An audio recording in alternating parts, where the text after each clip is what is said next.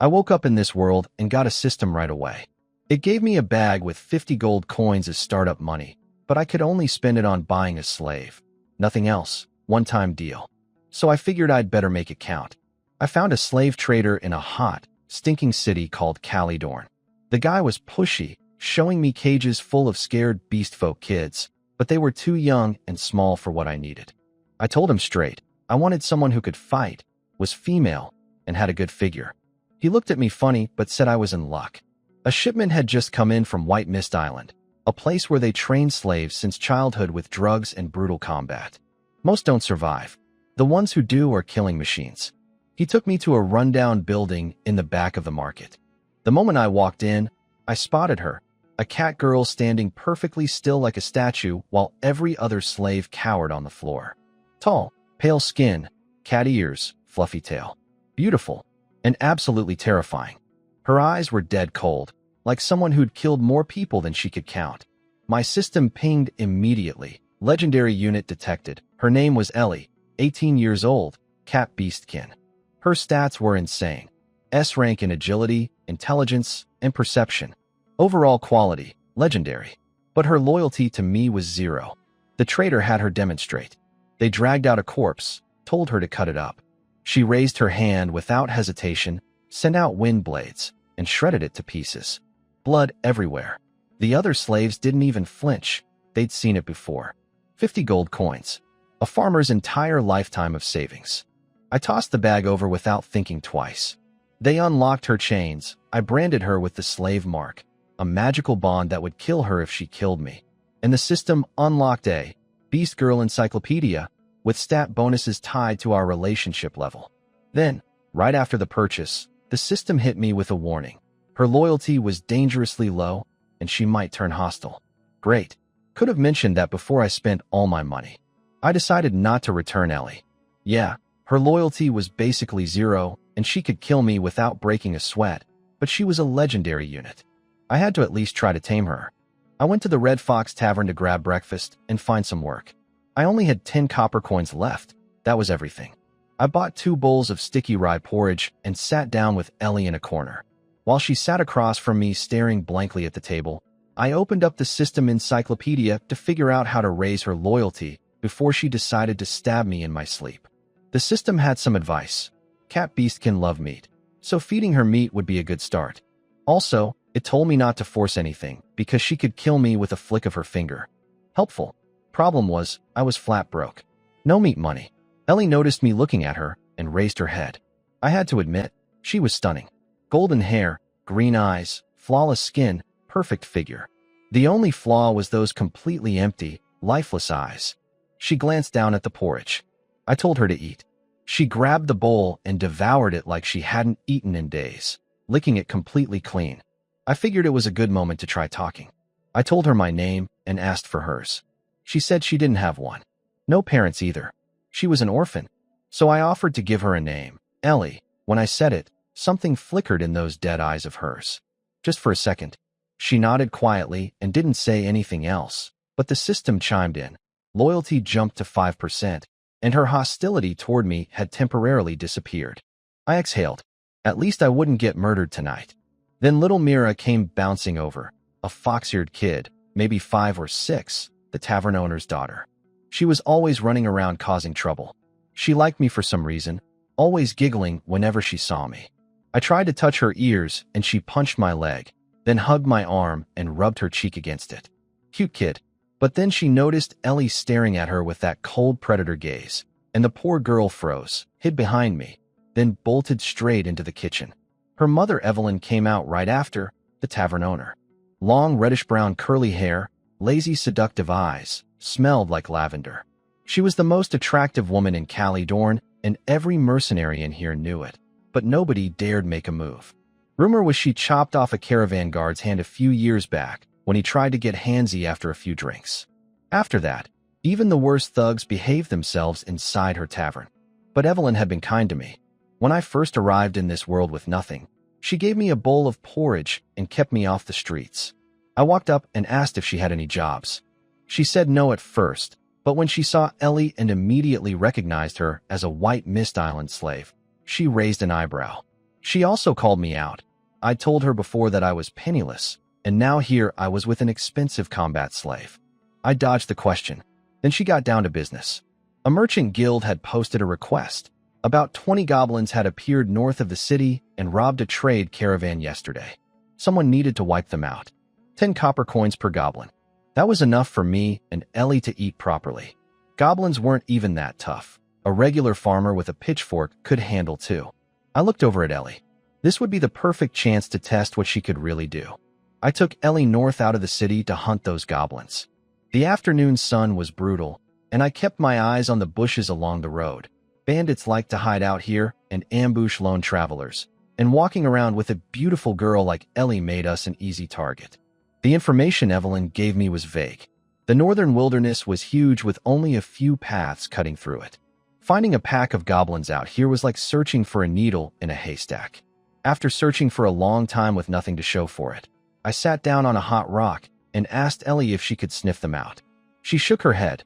Cats are ambush predators, not trackers. That's a dog's job.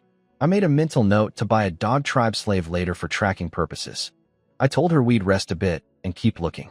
While she stood there like a statue, I messed around with the system encyclopedia. I checked Evelyn's profile, Fox Beastkin, level 1 affection, no loyalty score. The system asked me if I was into older women. I shook my head. I was just grateful to her, nothing more.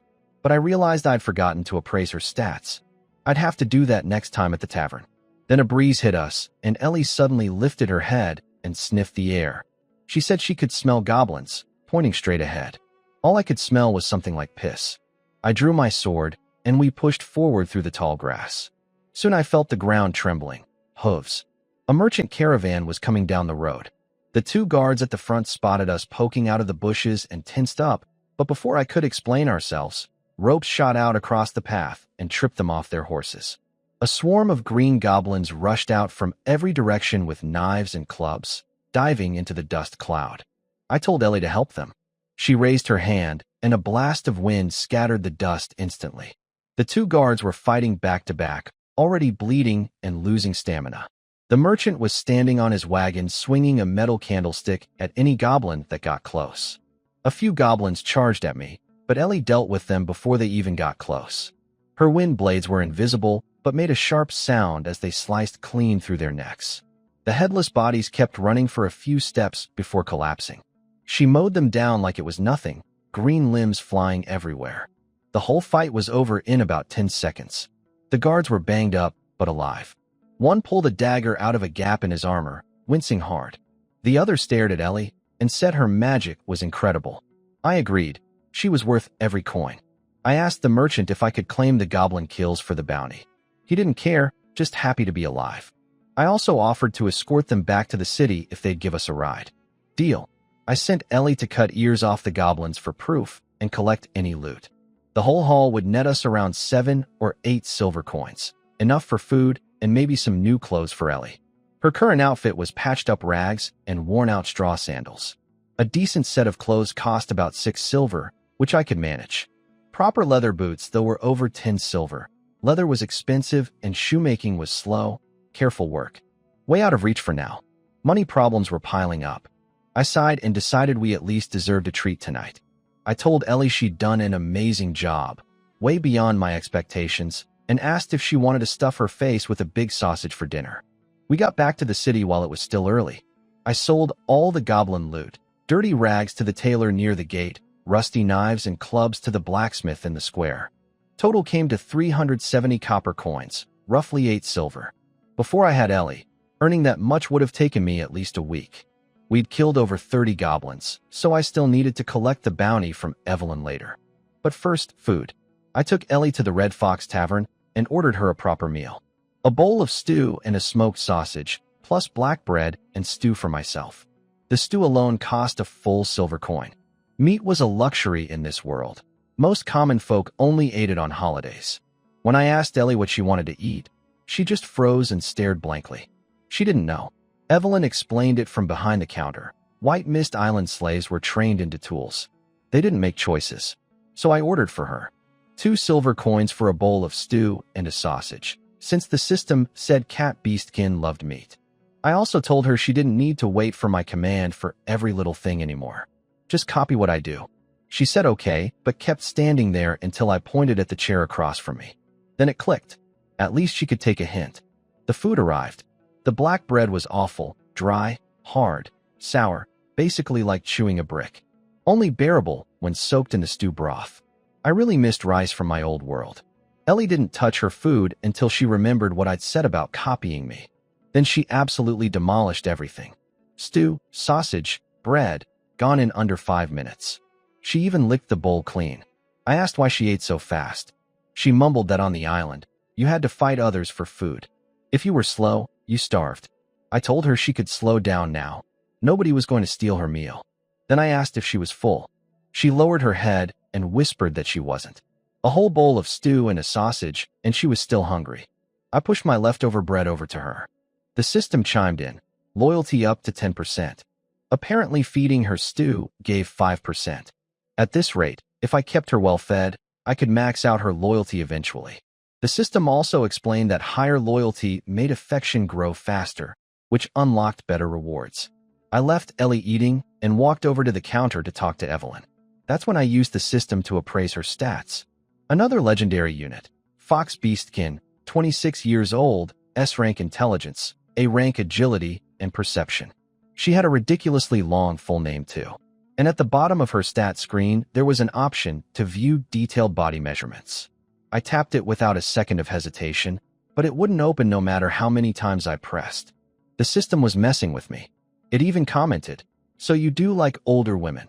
I was standing there tapping the air like an idiot when Evelyn interrupted, asking if I'd been cursed by a demon. I'd been waving my hands in front of her face for a while. I played it off. Little Mira came running out of the kitchen again, grabbed my leg, and looked up at me. I tried to touch her ears, and she bit my hand. That little fox always nipped when we played. She pointed at Ellie and asked who the pretty lady was. I told her Ellie was my maid. Evelyn came over, took Mira back with a warning about being locked upstairs, and handed her off to a waitress. I leaned on the counter and got to business. I handed over the bag of 32 goblin ears, 7 silver coins worth of bounty. Evelyn counted them out, then narrowed her eyes at me and asked when I planned to pay the rent I owed her. I looked at the coins, looked at her, and after a moment asked if I could borrow some more money instead. Evelyn paid me the bounty, but refused to lend me any more money. Fair enough. I'd pay her back with interest once I had more cash. After dinner, I took Ellie to my place, a rundown house in the slums that Evelyn was renting to me. The neighborhood was awful, narrow mud paths, gutters full of filth, beggars and thugs everywhere. On the way there, I passed a collapsed house inside. Most buildings in the slums were made with wood frames and mud walls since nobody could afford stone. They'd crumble in 20 or 30 years. My house was the same type, and I quietly prayed it wouldn't fall on me while I slept. We stopped in front of a slightly cleaner-looking shack. Rent in the city wasn't cheap. Even a drafty slum house cost 20 or 30 silver for half a year, plus a deposit up front. But Evelyn had been generous. She charged me half price and let me move in first, pay later. Without her, I'd have been sleeping on the streets. I told Ellie to bear with the conditions for now. She scratched her ear and said nothing. Inside it was dark and smelled like mold. I asked Ellie to light the oil lamp. She flicked a flame from her fingertip and lit it instantly. Before her, lighting that thing with a flint took me half an hour. Having a magic user around was already paying off. The place was bare, one room with a broken wooden bed in the corner, a clothing chest, and a small fire pit that I'd never used. Nothing else. There was only one bed, so I grabbed some of Evelyn's old clothes from the chest and arranged them on the floor in a little nest shape. A cat bed for the cat girl. I felt a bit embarrassed telling Ellie to sleep there, but she didn't complain. She just sat down on the pile quietly, hugged her knees, and stared into space. She looked small and pitiful curled up like that. I promised I'd buy her a proper bed once we had the money. I pointed out the water jar by the fire pit in case she wanted to wash her face. Then something occurred to me. I asked if she could make water with magic. In the 2 weeks since I'd arrived in this world, taking a bath had been a nightmare. You had to haul water from the public well trip after trip to fill the tub. Most locals only bathed once every couple of weeks. She said yes. She set the tub upright, poured clean water out of thin air, rinsed the tub first, refilled it, and it was ready. My eyes lit up. Bath freedom at last. I stripped down and jumped in. Ellie stood there watching at first, then seemed to realize that wasn't appropriate, turned to face the wall, and even folded her ears flat against her head. After I finished and changed into clean clothes, I told her she could bathe too if she wanted. She glanced at me, said nothing, then just pulled off her shirt right there without a hint of shyness. Underneath, her chest was tightly wrapped in cloth strips. She unwound them and, well, the view was extremely generous. She clearly didn't care about being seen. She undressed completely and stepped into the tub. When she got out, she didn't even bother drying off before reaching for her clothes. I tossed one of Evelyn's old shirts onto her wet hair and told her to dry off first. She wiped down methodically, hair, then every inch of skin. Then without being asked, she picked up my dirty clothes, put them in the tub, and started scrubbing them clean. Laundry service included, apparently. I thanked her softly. My eyelids were getting heavy. It had been an exhausting day, buying a slave in the morning, killing goblins in the afternoon.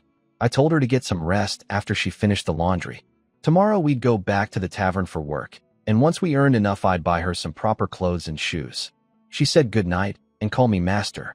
She wrung the clothes out, hung them by the fire pit to dry, then sat quietly on her little pile of clothes, watching me fall asleep. Next morning I took Ellie to the tavern early and picked up a job clearing skeletons near a small village outside the city. The village chief posted it because his farmers were too busy with harvest season to deal with the monsters themselves. Skeletons were even easier than goblins, so Evelyn priced them at 5 copper each. Fair enough. On the way out I asked Ellie how she slept. She said, fine, but looked exhausted. I told her to be honest. Her ears drooped, and she admitted she slept badly. I hadn't slept well either. The bed was just a thin layer of straw on hardwood planks, basically like sleeping on concrete. I counted my money. 3 silver and 8 copper. I needed to buy Ellie clothes, shoes, and eventually a decent mattress. Everything cost money. Ellie said the bed wasn't the problem though. When she was young on White Mist Island, they made her drink a potion that kept her alert even while sleeping. The side effect was she could never sleep deeply. Any small noise would wake her. I asked if I could drink something like that too. She said I could, but there was a 50% chance it would kill me. The effect would last until she died. I got curious about her past and kept asking questions. She answered every one, no emotion on her face. White Mist Island was worse than the rumors. 100 slaves would be captured and forced to drink over a dozen different toxic potions that enhanced physical abilities, endurance, reflexes, eyesight, magic capacity. Most died from the poison alone. Only 3 or 4 survived that stage, and the dead were thrown into the sea. For the survivors, the nightmare was just beginning. They were forced to torture and kill small animals first, then living people. The trainers constantly twisted their minds, reshaping their sense of right and wrong. Some couldn't take the guilt and tried to kill themselves. Failed attempts were punished even more brutally. Ellie described all of this without any expression, remembering every detail perfectly. Just listening made me feel sick. I told her to stop. She went quiet. A few steps later, she suddenly threw her arm out to block me, her eyes sharp, ears flattened back. Bandits in the bushes ahead. She sensed several of them. Before Ellie, I would have turned and run. Not anymore. I told her to kill them. 2 crossbow bolts flew out of the trees straight at our faces. In a flash, Ellie's wind magic blasted them apart. The shockwave flattened the grass on both sides of the road and knocked the bandits off their feet. Before they could stand, invisible wind blades swept across their necks one by one. Heads rolled. It was over in seconds. The blast nearly deafened me. I told Ellie her magic packed a serious punch, and she'd earned an extra chicken leg for dinner. I searched the bodies. These bandits were dirt poor, only about 50 copper coins between all of them. But their gear was worth something. 2 old crossbows, some rusty daggers and axes, and since Ellie had cut their heads off cleanly, their clothes were intact and could be sold too. I estimated the total loot at around 30 silver, 3 times what I earned killing goblins yesterday. Turns out robbing robbers was way more profitable than clearing monsters. I told Ellie to hide the loot so we could grab it on the way back. She crouched down, touched the ground, and a pit opened up. She pushed the bag in and sealed it with earth. No trace left behind. I nodded, already doing math in my head. Buy Ellie proper clothes and shoes first, and with whatever was left over. Maybe I should buy another slave. I had Ellie try out a sword on the skeletons just to test her close combat skills. She was flawless, every strike precise, perfect speed and power, never needing a second swing on the same target. None of the mercenaries at the tavern could match her swordsmanship. I made a mental note to feed her extra tonight.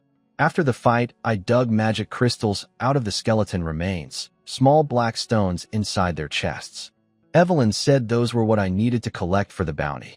When I pried one out with a dagger, the bones crumbled to dust with an eerie groan. Ellie was faster, scooping up 7 or 8 crystals in no time. On the way back, we dug up the bandit loot from the morning. The 2 crossbows and weapons only sold for 15 silver, way less than I expected. The bloodstained clothes were even harder to sell, but I finally got 8 silver for them after some haggling. Combined with Evelyn's bounty payment, the day's total was 25 silver, bringing me to 37 overall. I took Ellie to the market to pick out a dress. She stood in front of the stall for ages, unable to decide. Evelyn was right. She'd had the ability to choose taken from her since childhood. The tailor got impatient and made a rude comment about her being a dirty slave, which annoyed me since the guy himself clearly hadn't bathed in weeks. I stepped in and helped her pick a light blue fitted dress. It was the least ugly option. With her figure, she'd look great in anything. She looked at it carefully and said she liked it. 7 silver coins. Then I headed for the slave market. The moment Ellie saw the cages, she grabbed my sleeve and wouldn't let go. She stared at me and quietly begged me not to send her back. I realized she thought I was returning her, like the slave trader had offered. I told her I was just buying another slave, not getting rid of her. She held on for a while before finally letting go. The slave trader from yesterday spotted us and came over. I told him what I needed: a dog tribe slave with a good nose for tracking, combat capable, female, and well-built. He asked if I meant big-chested again.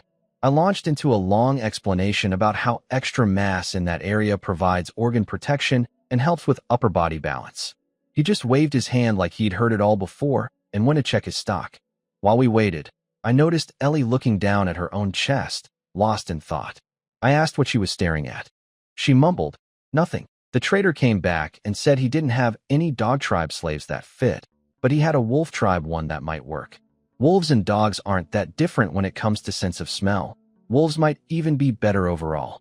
I told him to show me. She was a dirty little wolf girl crouched in the corner of the cage, gray-black short hair, cute triangular wolf ears, and golden eyes like crystals. Short too, maybe 5 feet tall. I was almost 2 heads taller than her. Then I noticed it. Unbelievable. The size of those things. Her ragged clothes could barely contain them. If Ellie's were melons, this girl's were watermelons. I used the system to appraise her. Name: Maeve. 18 years old, wolf beastkin. Her stats were honestly pretty bad compared to Ellie. D in strength and intelligence, C in endurance and perception, B in agility. But her luck was S rank, and her overall quality was rare.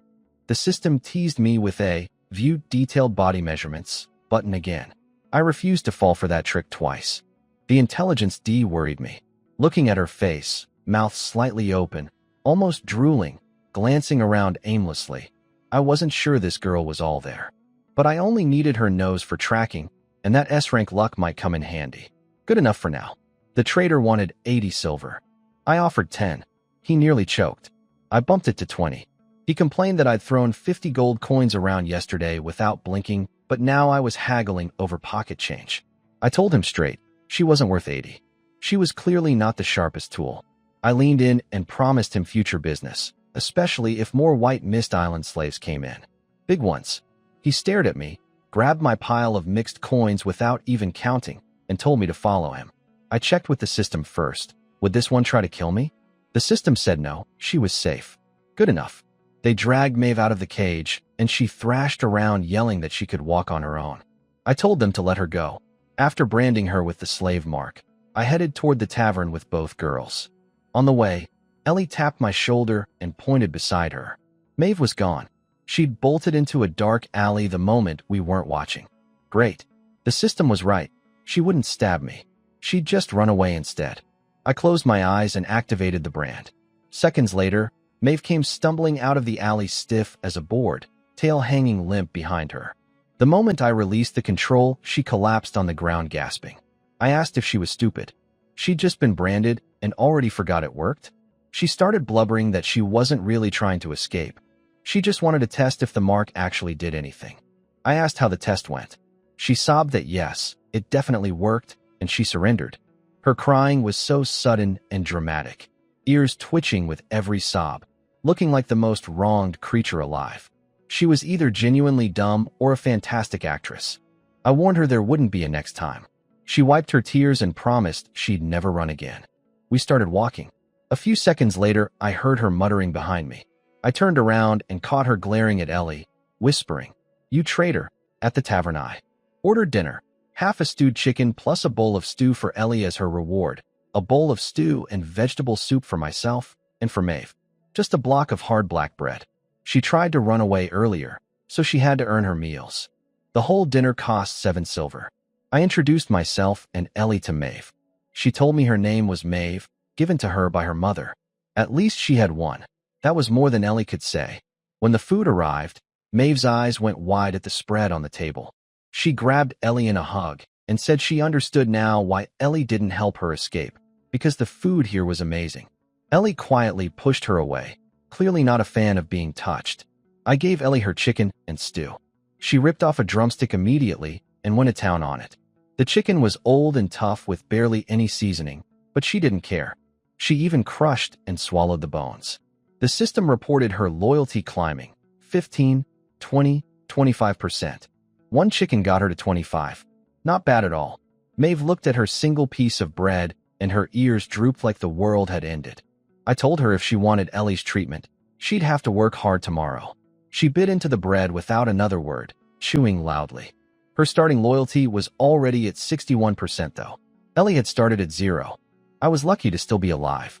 Maeve spent the next few minutes staring at Ellie's chicken, drooling onto her own shirt. She inched closer and begged for just one tiny bite. Ellie silently slid her bowl away and started eating faster. She was protective of her food. Watching Maeve, I thought she didn't seem like a wolf at all. More like a dog, those innocent but sneaky puppy eyes begging for scraps, the shameless sucking up, the cowardly guilt after getting caught running. I just hoped I hadn't bought a useless glutton. I couldn't watch her suffer anymore. I ordered half a bowl of stew and pushed it in front of her. She couldn't believe it. I told her if she asked again I'd take it back. She snatched the bowl and inhaled the food, mumbling happily with her mouth full. Loyalty shot up to 70%. Evelyn came by and noticed Maeve.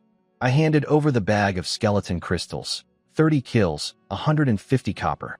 Evelyn looked inside, then said flatly that since I had money for new slaves, but not for rent, she'd be keeping the bounty. I tried to protest, but she just handed me 5 silver coins and walked away.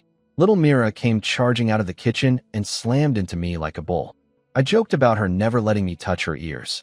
She looked up and said if I were her man, she'd let me. I paused. This kid was 5 or 6 and already talking like that. Evelyn's face went dark and she warned Mira to stop talking nonsense or she'd never be allowed outside again. Mira muttered that her mom was a tiger. Then Mira spotted Maeve and asked who she was. I said she was my second maid. I used the distraction to sneak a quick pet of Myra's fox ears. Soft, fluffy, warm. She bit my hand immediately. Still no ear touching allowed. Maeve put down her bowl, face covered in broth, and called Mira adorable, reaching out her arms. Mira almost went to her, but Evelyn pulled the kid away. She wasn't letting her daughter play with someone who looked that dumb. Maeve scratched her cheek, confused. I told her the problem was obvious. She stank. Nobody wanted to be held by someone that dirty. I told her I'd give her a proper bath when we got home. After dinner, I brought both of them back to our cramped little house. With 3 people now, it felt even smaller. Maeve looked around nervously and asked if the place was really safe from collapsing. I told her Evelyn had reinforced it with magic, so it should hold for now. Once I had more money, I'd rent something bigger near the square. Ellie walked past me and carefully folded her new blue dress. I told her to wash it first since who knows how many people had touched it at the market. She took it to the tub and started cleaning it gently. She clearly treasured it. I suggested she try it on first to check the fit. We all needed baths anyway after running around in the summer heat all day. She nodded and changed right there. Unfortunately, she still had those cloth wraps around her chest, so I could only see the outline. When she had it on, she stood there holding the hem and swayed side to side. She looked stunning. The light blue fabric hugged every curve perfectly. Then I noticed the neckline was much lower than I'd realized. I'd accidentally picked a low-cut dress. I cleared my throat and told her honestly that she was the most beautiful beastkin I'd ever seen, and that her eyes looked like they had stars in them. She nodded without a word and quickly took the dress off to fold it again. She seemed a little embarrassed. Maeve complimented Ellie too, then immediately sat down and asked when she could eat again. I couldn't believe it. We'd literally just come from the tavern. She was a bottomless pit. I told her I only eat 2 meals a day. She flopped on the floor and groaned, clutching her stomach. I dug around in the pot above the fire pit and found a piece of black bread from days ago. It was rock hard, but still edible. That stuff lasted years if kept dry. I tossed it to Maeve, and she leaped up and caught it in her mouth like a dog. While she ate, I tested something. I asked her if we were friends, putting the master-slave thing aside. She nodded seriously and said of course. I gave her meat, so we were friends. The system panel appeared instantly. Maeve's affection had jumped to level 2, become friends, was now complete. The reward was a 15% boost to my strength, endurance, and agility. I felt it immediately. My body got warmer, my muscles tightened. I lifted my shirt and my abs were visibly more defined. Ellie's bonus was only 5%, while Maeve's was 10%. I asked the system why Evelyn didn't count since she was also my friend. It said she had to admit it herself. So I went over to Ellie and asked her seriously if we were friends. She answered flatly, I'm a slave. I told her to just say we were friends. She repeated the words obediently, but the system bonus didn't change. The system explained she had to truly believe it in her heart. Forced words didn't count. I stood facing the wall for a minute to calm down. Then it was bath time. Maeve looked at the tub and got shy, asking where exactly she was supposed to bathe. I said right here in the room. She squinted nervously, clearly worried I'd peek. She suddenly pretended to be sleepy and said she'd just go to bed. I told her not to worry. She wasn't even half as pretty as Ellie, and I had zero interest. She opened her eyes, pouted, and muttered that was a good thing. I bathed first with Ellie pouring water. Then Ellie took her turn. Same as yesterday. She stripped without caring that I was right there, wraps and all. Her cat ears twitched softly on top of her head while she washed. And watching her, a bold idea started forming in my mind. After Ellie and I finished bathing, Maeve finally made her move. She pulled the clothesline loose to make a curtain and dragged the tub behind it. I was impressed. That was actually clever for someone I assumed was an idiot. She poked her head out and tried to get Ellie's attention with hissing noises, wanting her to fill the tub with magic water. Ellie ignored her completely. Maeve begged. Ellie sat like a statue. Maeve looked at me for help, but I shrugged. I wasn't going to force Ellie to do anything she didn't want to. Eventually, Maeve tried to hug Ellie to win her over, but Ellie dodged. Turns out Ellie was just disgusted by how dirty Maeve was, so she got up and filled the tub anyway. Before getting in, Maeve peeked out and nervously asked me not to watch her bathe. She'd clearly already decided I was a pervert. So I leaned into it and made a creepy joke about needing to strengthen our bond by having a baby. She came out of the curtain looking tragic and said she'd skipped the bath entirely. I waved her off and told her to just go wash. She stank so bad, even Ellie couldn't stand it. She cheered up and hopped into the tub, splashing water everywhere. I warned her about getting the dry clothes wet. She said magic water evaporates fast, unlike normal water. Ellie confirmed it with a nod. Once Ellie's hair was dry, I put my plan into action. I asked if I could touch her ears. She looked at me strangely. I told her they looked soft and pretty, and if she didn't want me to, that was fine. She thought about it for a few seconds, then sat on the edge of my bed and tilted her head toward me. I touched a beastkin's ears for the first time. It was incredible, soft fur sliding between my fingers, the ear warm and springy. After a while it started getting hot. I looked down and saw Ellie's cheeks had turned red, her skin flushed a deep rose color. The system reported loyalty jumping to 30%. And her affection hit level 2, become friends, was now complete. My total stat boost went up to 20%. Apparently ear touching was a major bonding move. The system warned me that if I tried this yesterday, she would have killed me. Timing mattered. I went through my best cat petting techniques, rubbing, pinching, stroking. Ellie stayed composed on the surface, but her breathing got unsteady. Maeve had finished her bath and came out in her old patched-up clothes, watching us with drooping ears. She asked in a shaky voice if she'd have to get her ears touched too. Her face was clean now, and she was actually pretty cute. Not on Ellie's level, but solidly above average. And her figure was beyond impressive. Ellie seemed embarrassed and pulled away slightly. When I let go, she immediately retreated to her corner and sat there staring at nothing. I couldn't tell if she was refusing or just shy.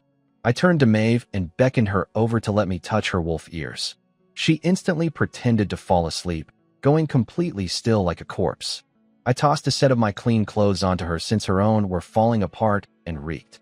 She changed behind the curtain, then poked her head out asking if I had any chest wraps. I told her I was a man. Why would I have those? She said without wraps they were too big. I told her to show me how big. She peeked out for half a second and ducked back. Even through the shirt, they looked a full size bigger than before. Absolutely ridiculous. She came out holding her chest, pants rolled up since my clothes were way too long on her. I told both of them to get some rest. We had work again tomorrow. Next morning, Maeve bounced along behind me like a kid on a field trip. She'd slept great and eaten well. Ellie was the opposite, still exhausted from another sleepless night thanks to that permanent drug in her system. We got to the tavern planning to grab a job and leave, but Maeve kept whining about being hungry, so I had to stop and buy breakfast. She happily munched on black bread and announced with a big grin that being a slave was wonderful because she finally got to eat. The mercenaries around us stared at her like she was insane. Evelyn overheard and commented that Maeve was just lucky to have a decent master. Most slaves lived miserable lives. Maeve looked at Evelyn with envy and asked how her master treated her, assuming anyone who ran a tavern must eat well. Evelyn ignored her. I explained that Evelyn wasn't a slave, she was the owner. Maeve couldn't believe a fellow beastkin could walk around free without getting captured. I didn't fully understand the details myself, having only been in this world for about 2 weeks. All I knew was that Evelyn had citizenship recognized by the kingdom. We took a goblin clearing job and headed out. Goblins had been pouring out of the underground near the northern part of the city, so there'd be plenty of work for a while. On the way, I questioned Maeve about her skills. It was painful. She was the polar opposite of Ellie. She couldn't use a sword, couldn't use a bow, couldn't use magic. She could do absolutely nothing useful in a fight. I sighed.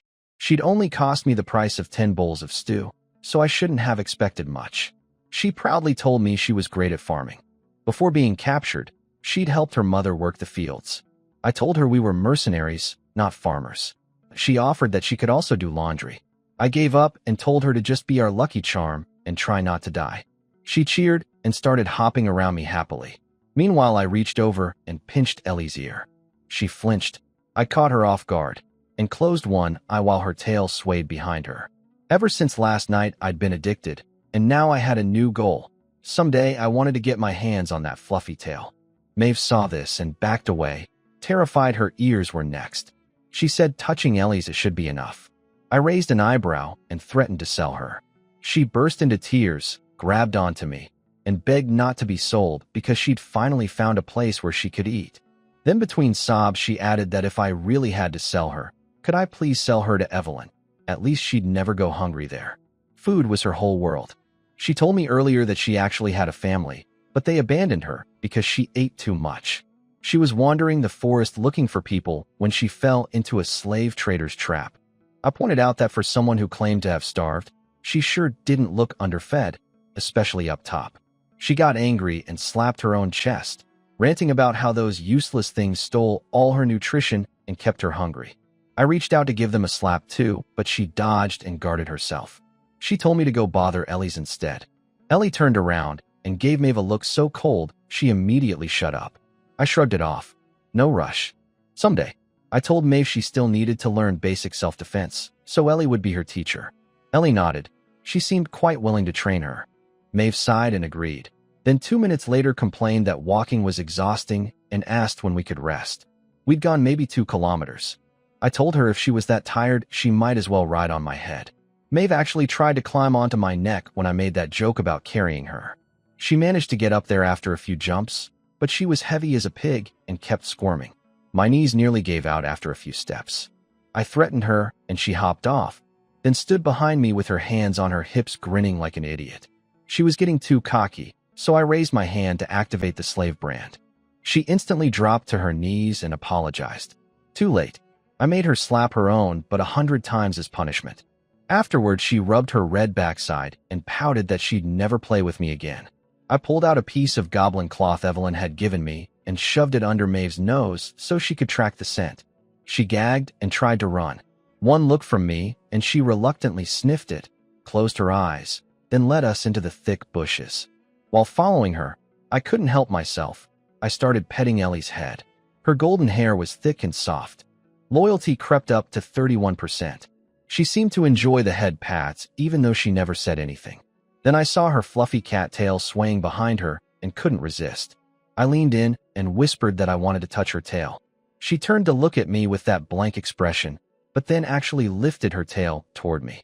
I grabbed it immediately and started stroking it back and forth. The fur slid through my fingers beautifully. After exactly 2.5 seconds, she yanked it away and walked faster. Her neck had turned red. I chased after her to keep going. Maeve came back from scouting just then, saw me playing with Ellie's tail, and swallowed whatever she was about to say. Her own wolf tail tucked between her legs. She asked nervously if she'd have to get her tail touched too. I beckoned her over. She panicked and blurted out that she'd accidentally peed on her tail this morning. I said I didn't mind. She nearly cried and begged me to stop. I let her off the hook and asked what she'd found. She reported a goblin camp ahead. The smell was overwhelming. Buying her had been the right call. Her nose saved us hours of searching. She wanted to hide while Ellie did the fighting. I handed her my sword and told her she was going in too. She laughed nervously, hoping I was joking. I wasn't. She reluctantly took the sword and stood next to Ellie. By the time I caught up, the fight was already over. Ellie had killed all 8 goblins, every one of them headless. Maeve wiped sweat off her forehead and declared it had been an intense battle. I glanced at the sword she'd been holding. It was spotless. She hadn't done a thing. I told them to search the camp. Maeve ran to 2 wooden crates near the edge and started digging through them. She yelled for me to come look. Inside were piles of linen fabric, probably stolen from a merchant caravan.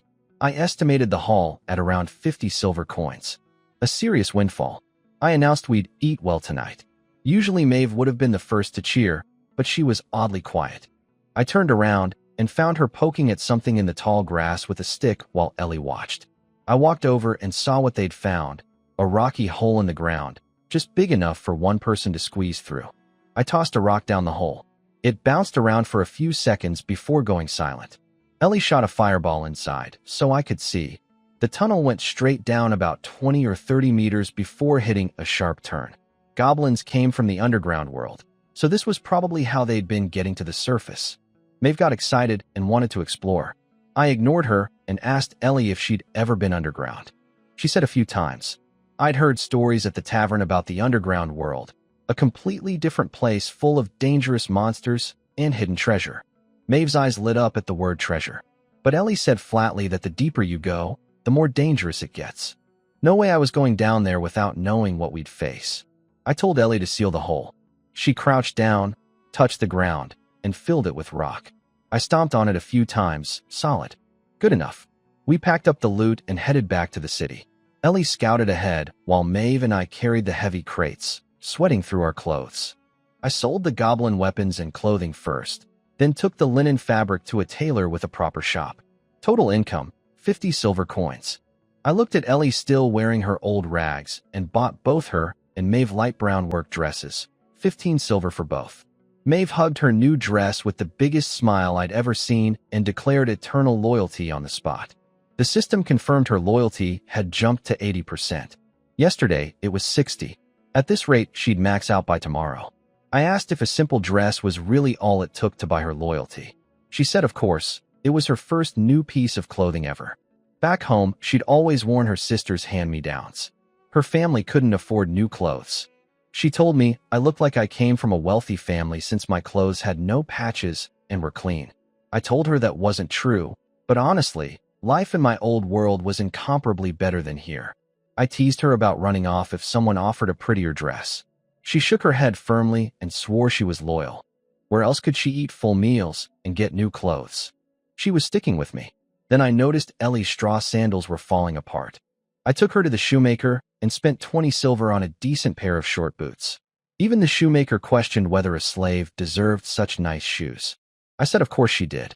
Ellie sat on a stool holding the boots in her arms, looking lost. I asked if something was wrong. Wrong size, uncomfortable? She shook her head and said they fit fine. I asked why she wasn't putting them on. After a brief hesitation, she slipped them on, stood up, and walked around. They fit well. Maeve watched with obvious envy, then nudged me and whispered that her sandals were almost broken too. I couldn't afford another 20 silver, so I got her a cheap pair of straw sandals for now. She'd get proper shoes once we earned more. Maeve looked down at her new sandals and grinned like she'd won the lottery. She spun around me in circles, thanking me.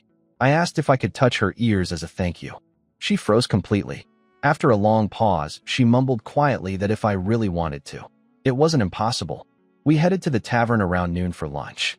On the way, Ellie kept looking down at her new boots while walking, afraid of scuffing them on rocks. I told her shoes were meant to be worn. If they broke, I'd buy new ones. She nodded obediently, and I gave her ears a quick pat as a reward. Then I reached for Maeve's ears, but she dodged before I even got close. She said she'd agreed to let me touch them at night, but doing it outside felt weird.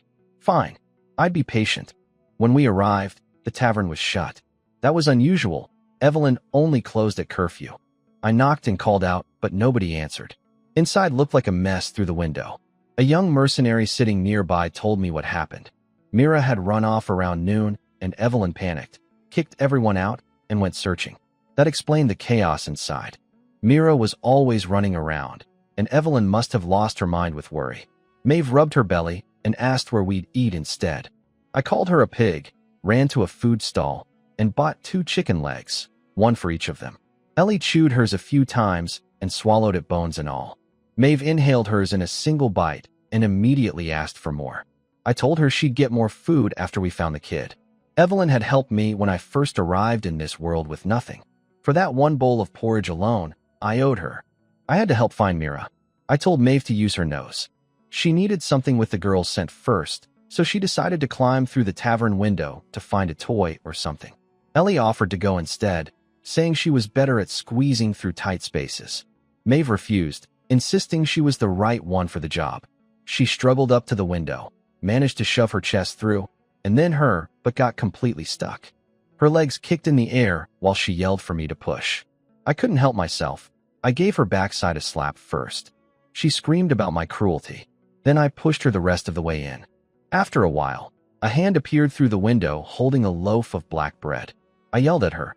I'd sent her in to find a scent, not to steal food. And if she was going to steal, at least take something valuable.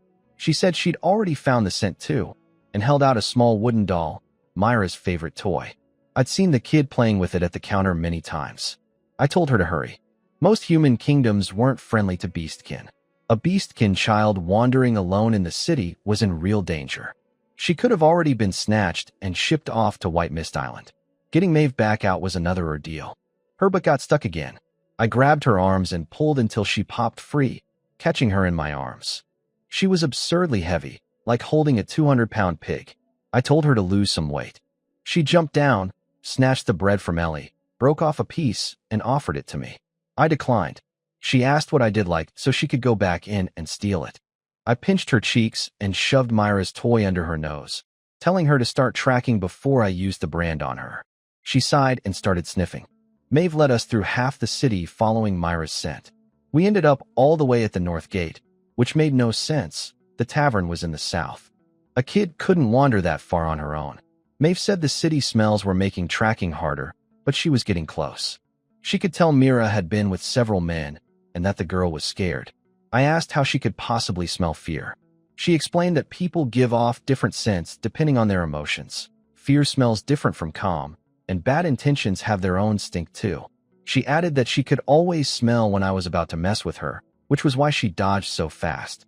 Good to know. Next time I'd skip the build-up and just go for it. While Maeve scouted ahead, I walked beside Ellie and tried to get her talking. She was so quiet it was like having a mute companion. I pinched her cheek and asked her to say more. She said she didn't know what to talk about. I asked her to smile. She forced out something stiff and crooked. Still pretty, somehow. I got her talking about her magic instead. She called it killing magic.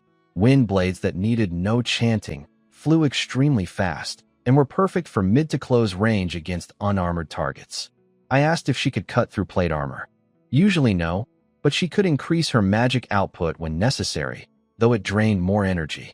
Maeve came running back and said she'd found Mira. She led us into a rundown alley where the buildings looked ancient and half-collapsed.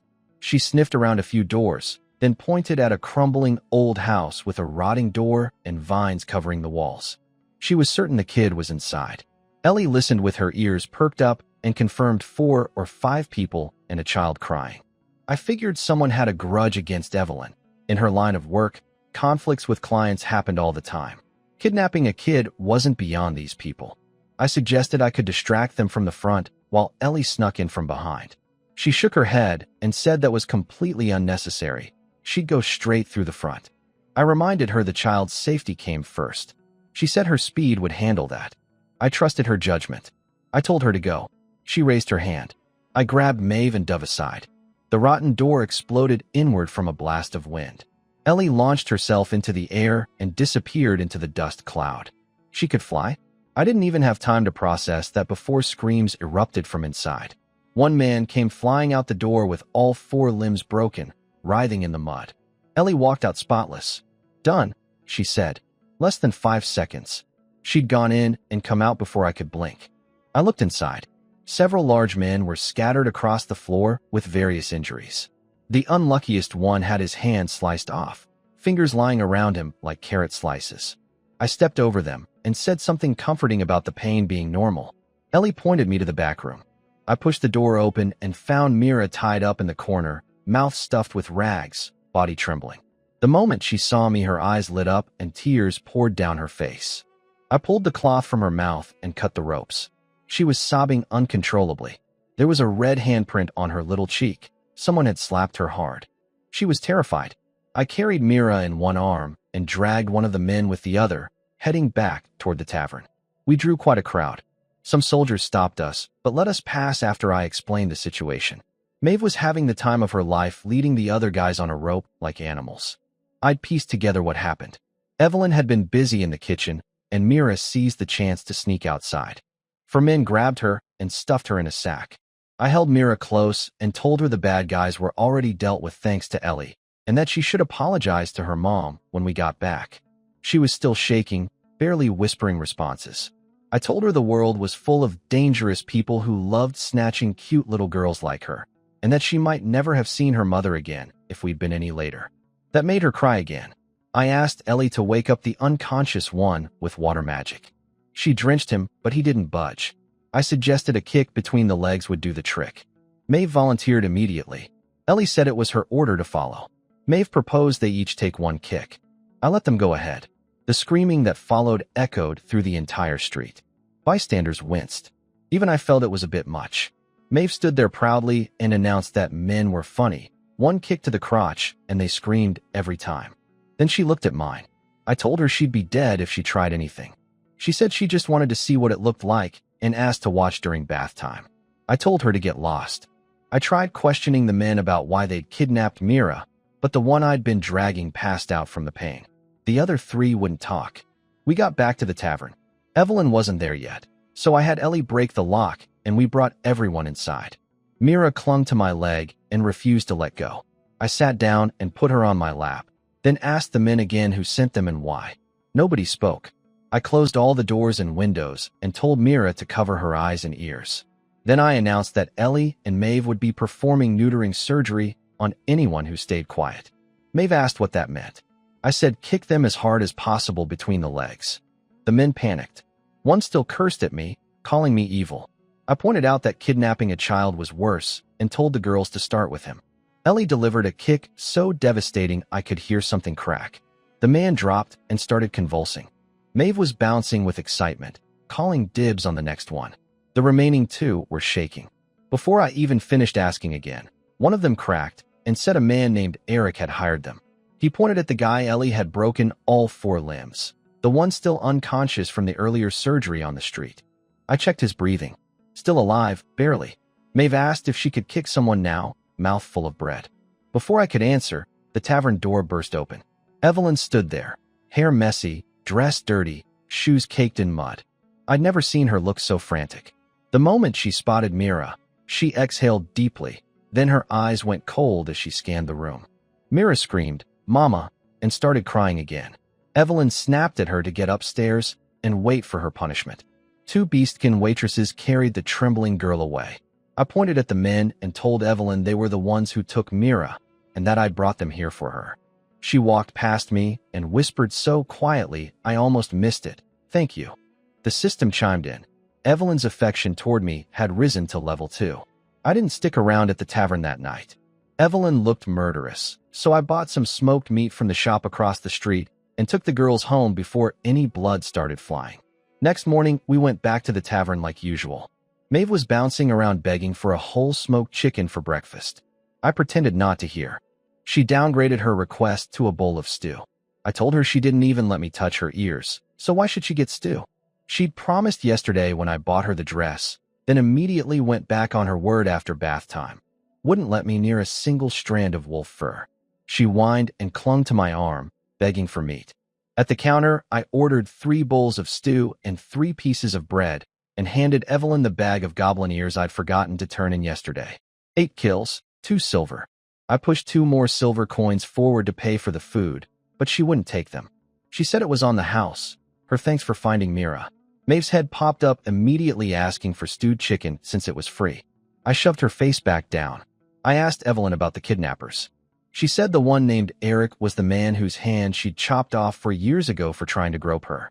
She said she should have aimed for his neck instead. The real victim in all this was Mira, though. No telling what they'd planned to do with her. I glanced toward the kitchen, but didn't see the little fox anywhere. Evelyn confirmed Mira was upstairs. I was about to leave when Evelyn called me back. She had an odd expression. After a few seconds of hesitation, she buried her face in her account book and tried to look busy while asking if I'd take a job. Go upstairs and keep Mira company for the day. The kid wouldn't stop asking for me. 5 silver coins, plus lunch and dinner covered. A paid day off with free meals. Best job I'd ever been offered. Ellie hadn't slept well in days, and even I could use the rest. I asked if bringing both girls along was okay. Evelyn eyed Maeve with some concern, but I promised to keep her in check. After breakfast, we headed upstairs. For small rooms lined a hallway on the 2nd floor.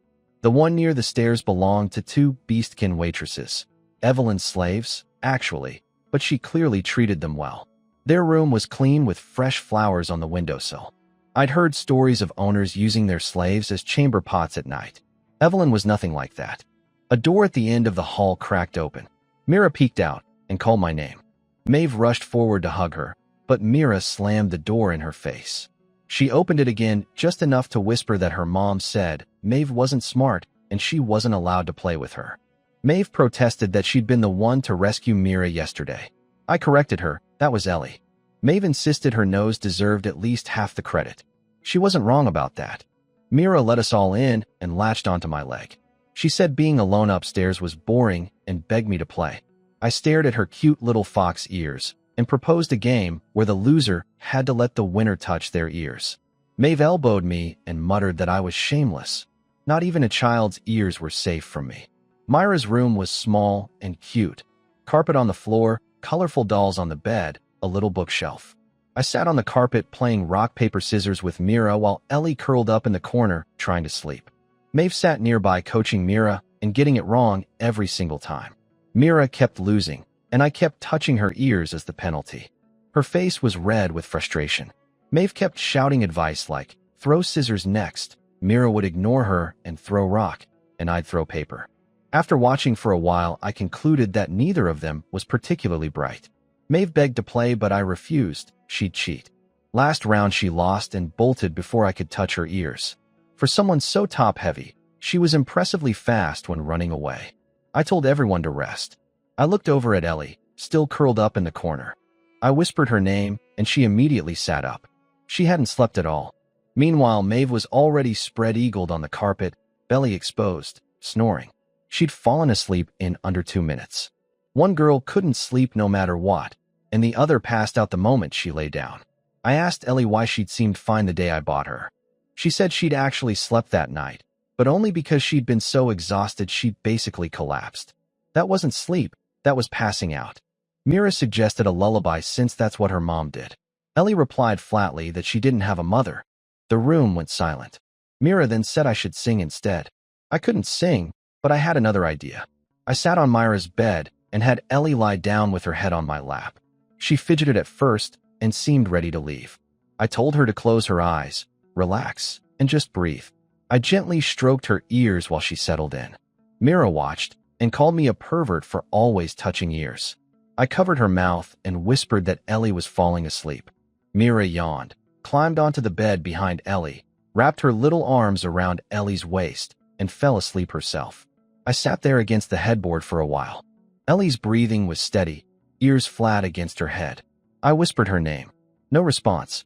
She was actually asleep. Normally she'd snap to attention the instant I called her, but this time, nothing. The trick was just stroking her ears. That's simple. Then someone knocked on the door. Ellie's ear twitched, and she woke up instantly. Evelyn came in. I told her to keep quiet since Mira was sleeping. I noticed dried blood on Evelyn's face and hands. She said casually that she'd killed some merchants connected to Myra's kidnapping. Not just Eric, there were others involved. She'd hung their bodies in the public square for everyone to see. I asked if that would cause her trouble. She said no one would dare come after her openly. I believed it. A beastkin woman running a tavern in the busiest part of the city had to be seriously powerful. She stepped over Maeve's sleeping body on the floor, checked on Mira, then turned to me with a proposition. She wanted me to stop being a mercenary and work at the tavern instead. My job would be helping around the place and watching Mira. The kid couldn't sit still, and Evelyn needed someone reliable keeping an eye on her. 10 silver coins a day, food and housing included. She'd even find me a better place to live nearby. I went quiet for a moment, brain spinning. If I wasn't mistaken, this was basically being kept by a woman. I turned Evelyn down. 10 silver a day with free meals and housing sounded amazing, but I had ambitions. I wasn't going to settle into a comfortable routine when there was a whole world out there full of beast-eared girls to discover. Before she left, I stopped her and asked if she considered us friends. She went quiet, thought about it, then turned the question back on me. I said yes, I thought of her as a friend. She gave me this sly half-smile and said then we were friends. The system confirmed it. Affection level 2, friendship achieved. My total stat boost hit 30%. I clenched my fist and swung it around, testing the difference. Ellie was watching me from the bed. She'd actually fallen asleep earlier while I stroked her ears, but Evelyn's visit woke her. She said the short nap helped. I suggested more rest after lunch, but she insisted she was fine. I wanted to test my boosted strength, so I asked Ellie to squeeze my hand. She gripped lightly at first, then gradually increased pressure. I held my own for a moment, but soon it became painful. When I yelled stop, she let go and said I was a bit stronger than a normal person. Just a bit, with a 30% boost. Meanwhile, she could crush bones with her bare hands, punch through throats with her fingers. Her grip strength was comparable to a tiger or lion's bite force. Completely inhuman. I suddenly worried about future, intimate situations. If she got carried away, things could snap. She seemed to read my mind and assured me she had perfect control over her strength. I asked about the flying I'd seen yesterday. She confirmed it, short-duration flight magic that drained a lot of energy. She demonstrated by floating up and touching the ceiling. I asked if I could learn it. She said yes, but since I had no magical foundation and hadn't started training as a child, it would take a very long time. Mira woke up and overheard us talking about magic. She said her mom was making her learn too, and it was harder than math. She offered to take us to Evelyn's study, which apparently had tons of magic books. I asked Evelyn's permission over lunch. She agreed as long as we didn't mess up the room. Maeve was bouncing around declaring she'd learned an amazing spell to impress everyone. Mira mumbled through a mouthful of stew that magic wasn't that easy. Maeve immediately zeroed in on Myra's bowl, noticing the meat chunks were bigger than what we'd gotten. She tried to sweet-talk a bite out of a 5-year-old. I dragged her away. Mira unlocked the study with a little key ring. Inside, the room smelled faintly of almonds and vanilla. 3 walls were covered floor to ceiling with packed bookshelves, hundreds of books. In this era, books were expensive. Evelyn's wealth went deeper than running a tavern. Mira asked what kind of magic I wanted to learn. Before I could answer, Maeve jumped in asking if there was a spell to make food appear out of thin air. Maeve couldn't read a single word. She sat next to me, scratching her ears in frustration, begging Mira to teach her. I stuffed half a piece of bread in her mouth and told her to go away. Mira pushed her out of the study. No eating allowed inside because crumbs attract mice and bugs. I pulled a book off the shelf and flipped through it. The system translated the text for me, but the dense writing still gave me a headache. I found a fireball spell and asked Mira if I could learn it. She said it was the simplest beginner magic. Someone with good talent could learn it in about a month. She knew it herself, though she admitted she tried to use it on the kidnappers yesterday and got slapped before she could finish the chant. She took me up to the roof to demonstrate. She chanted a long string of strange words while red magic circles formed around her arm, then launched a fist-sized fireball that flew incredibly far until it vanished in the distance. We both stared toward where it landed and silently hoped it didn't set anything on fire. Back in the study, I tried learning the spell myself. The incantation was a mess of random-sounding syllables with no logical connection. I couldn't memorize it no matter how many times I read it. The advanced spells were even worse. One called Fire Meteor Shower had a chant that filled an entire page. You'd get cut to pieces by bandits before finishing something that long. I asked Ellie to teach me her killing magic instead. She said even the simplified version required memorizing a chant first. Then she gave me a rare piece of advice. Don't focus too much on getting the words perfect. What actually mattered was imagining a fireball in my hand. Mira confirmed this was what her mom had taught her too. Imagination was something I excelled at. I started chanting again while picturing a round ball of fire in my palm. Something warm surged through my arm. Deep red magic circles appeared one by one, and a pale yellow fireball formed in my hand. It was hot, painfully so, and I felt a strange urge to unleash it and burn everything around me. Mira panicked and screamed at me not to release it indoors. Before I could react, Ellie threw a water ball and extinguished it.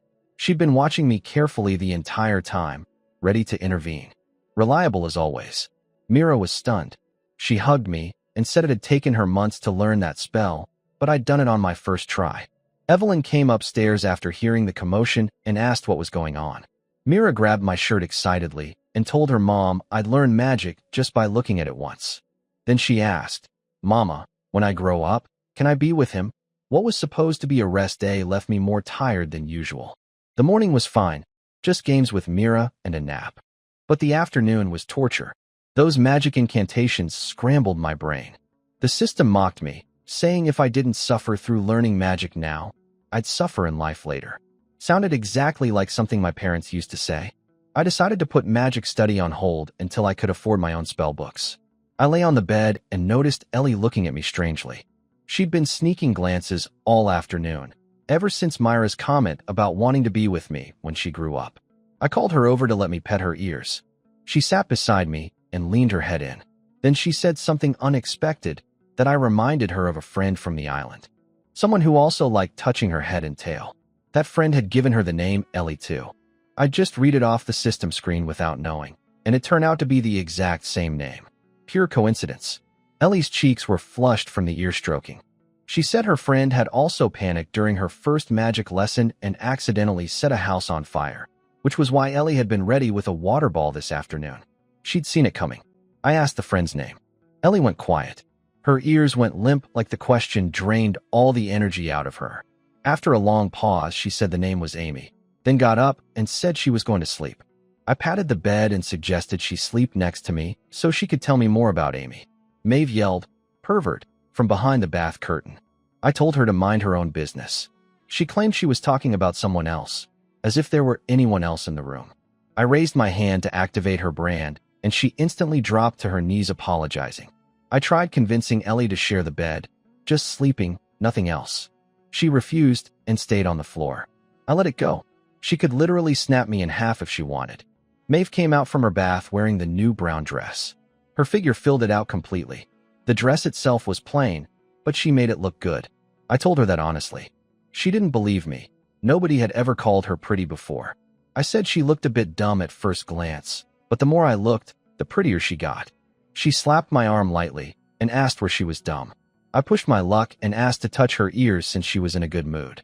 Her ears drooped immediately. She realized the compliments had an ulterior motive. I swore I meant every word. She paced around nervously, then finally sat down beside me and lowered her head. She told me to be gentle. Her face was already red before I even started. Then I had a better idea. I told her sitting side by side was uncomfortable and suggested she sit on my lap instead so I could reach her ears more easily. Next morning, I headed out with both girls as usual. Ellie had another bad night and looked exhausted. Maeve was giving me the silent treatment because I'd accidentally touched her, but while petting her ears last night. She didn't speak to me the whole walk until we reached the tavern, when she immediately grabbed my arm and begged for stewed chicken. Typical. I had about 15 silver left. I ordered 3 bowls of stew and bread for breakfast, planning to save the bigger meal for dinner. Evelyn came over and offered me another paid day watching Mira. Maeve nearly exploded with excitement. But I couldn't keep living on handouts. I needed real money. I wanted to rent a bigger place since 3 people in that tiny shack was already cramped, and I planned to buy more slaves eventually.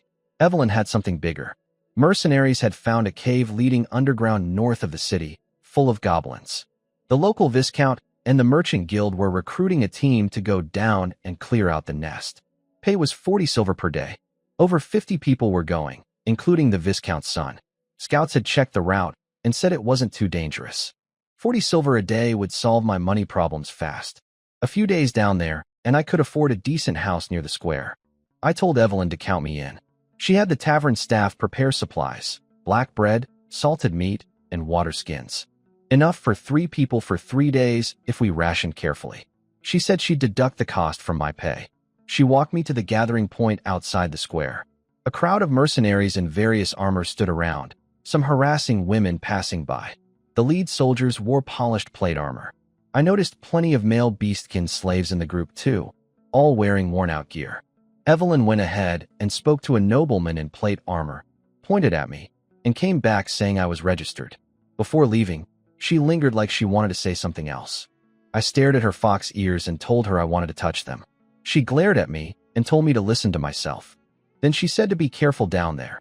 If I didn't come back, Mira would be upset. I asked if it would only be Mira who'd be upset. She said of course, fixed my collar, and walked away without looking back.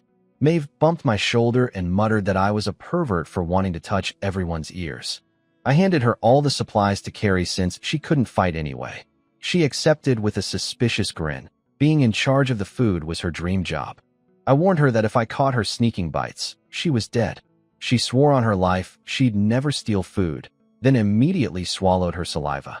Just then, a man's voice came from behind us asking why there were female slaves here. Apparently women weren't usually brought underground. I turned around and saw the nobleman Evelyn had just been talking to. The young nobleman looked my age but wore expensive plate armor head to toe, with 2 attendants carrying maces behind him. I pointed at Ellie and told him she was from White Mist Island. He raised an eyebrow. How could a mercenary afford that? Then he looked at Maeve and frowned. I said she was just carrying our supplies and wouldn't fight. He ordered me to send her back, saying women were a burden underground and any monster would scare them senseless. His tone left no room for argument. I was about to tell him to forget the whole job when Evelyn appeared out of nowhere. She told him I was her friend and asked him to look after me. His expression softened. He gave me one last look and walked away with his attendants. I asked Evelyn where she'd come from. She ignored the question and pulled me aside, telling me to just go along with whatever nobles said. I told her I couldn't deal with arrogant people like that. She said nobles were all like this and asked if I'd never seen one before. Honestly, I hadn't. Where I came from, people who acted like that ended up in prison. She explained that his name was Vitter, son of Viscount Pavel, the future Lord of Calydorn. He seemed harsh, but was actually a decent person underneath. She lowered her voice and said that for her, calling someone a good person was high praise, and he barely qualified. Good enough for me. An uptight, but mostly honest night. She patted my shoulder, told me not to cause trouble, and left. I noticed something while waiting. Every other mercenary wore armor. Chainmail, leather, padded at minimum. Only slaves wore thin linen shirts. We looked like tourists. I told Ellie we'd get proper equipment after this job. She said she'd used light leather armor on the island. Plate and chainmail were too heavy and killed her agility. She pointed out a dark-skinned muscular beastkin standing near Vitter, carrying a heavy hammer and wearing full plate. He had the same dead eyes as Ellie. Another White Mist Island product. Maeve asked if I wanted to touch his ears too. I told her I wasn't interested in men's ears. I liked mature, curvy women, not bearded muscle guys. Around noon, the group finally started moving toward the north gate. As we passed the square, I spotted Evelyn standing outside the tavern watching us. The moment our eyes met, she turned and went inside.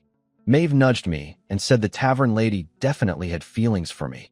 She'd been sneaking looks at me during breakfast, resting her chin on her hand and glancing up. I smiled and said maybe she just couldn't resist how handsome I was. Maeve pouted and muttered that Evelyn was old. I told her 26 wasn't old. If Evelyn were wine, she'd be freshly poured and perfectly aerated. Maeve grumbled that she was a little jealous. I perked up, thinking she meant jealous of Evelyn's relationship with me. She clarified. She was jealous of anyone who owned a whole tavern and never had to worry about food. Completely different wavelength. I glanced at Ellie instead. She was already looking at me. Vitter rode at the front on horseback, while I kept to the back of the group with my girls. It was scorching hot, and my shirt was soaked before we even left the city. Ellie kept glancing at me and looking away. I asked if she wanted water. She shook her head and perked her ears up instead. I grinned. She wanted me to pet her ears. She couldn't bring herself to say it out loud and turned away. Maeve dramatically announced that Ellie had fallen. Her voice was loud enough that mercenaries ahead turned to stare, and even Vito looked back. I told Maeve to keep it down, then placed my hand on Ellie's ears and started rubbing. I asked if she wanted her tail touched too. She shook her head firmly. Ears yes, tail no. Maeve watched and asked if ear touching really felt that good. I reminded her she'd enjoyed it plenty last night. She denied everything, but I remembered her practically melting until I accidentally grazed her butt. About 2 kilometers out, Vitter dismounted and led us into thick brush.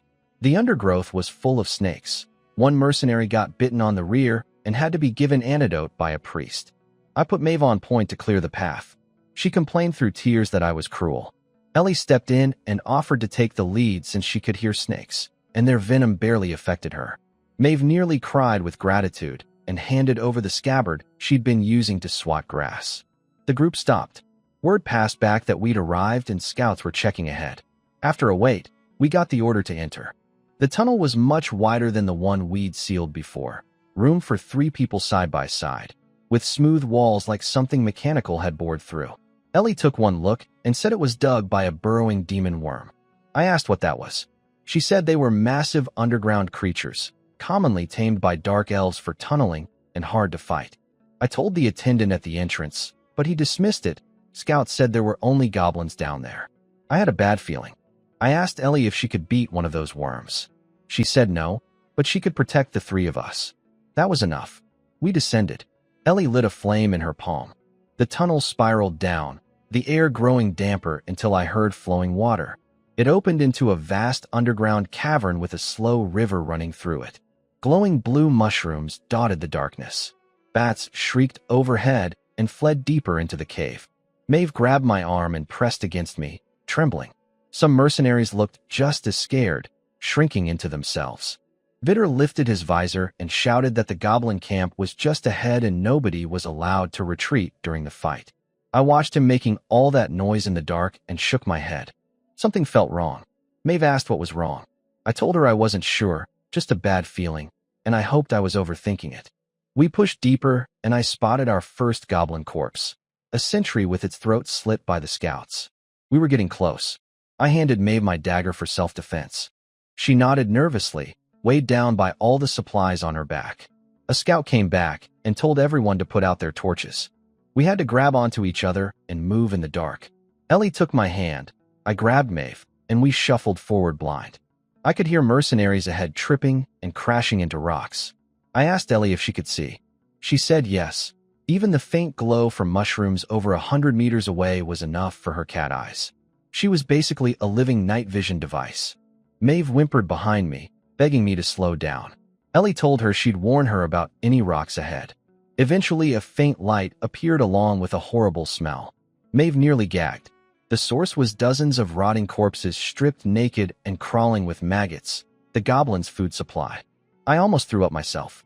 Ellie didn't even flinch. Mercenaries muttered about all the people who'd gone missing recently. This was where they'd ended up. Ahead, I could see a ruined stone structure with torches, goblins patrolling around it. Vitter crouched low, but his armor still clanked. He whispered to his beastkin slave, who stood up and slammed his hammer into the ground. The whole cavern shook and the shockwave knocked goblins off their feet. That was the signal. Vidar charged in with his sword, followed by all 50 mercenaries. Goblins poured out of the camp to meet them. It was a one-sided slaughter. Vidar was impressive. Every swing of his knight's sword sent out a wave of fire. His beastkin slave was even more devastating, smashing groups of goblins into paste with his hammer and launching stone spikes that shattered pillars. Honestly, that male slave looked stronger than Ellie in raw power. We were stuck at the back, picking off goblins trying to flank the group. I got into the fight myself, cutting off heads and kicking them away. The system's stat boost was real. I was noticeably faster and more agile than before. I was actually having fun when Ellie stepped in front of me and said she'd take over because I was getting blood all over my clothes. I looked at her beautiful face and couldn't help smiling. Female slaves were definitely better. At least they were nice to look at.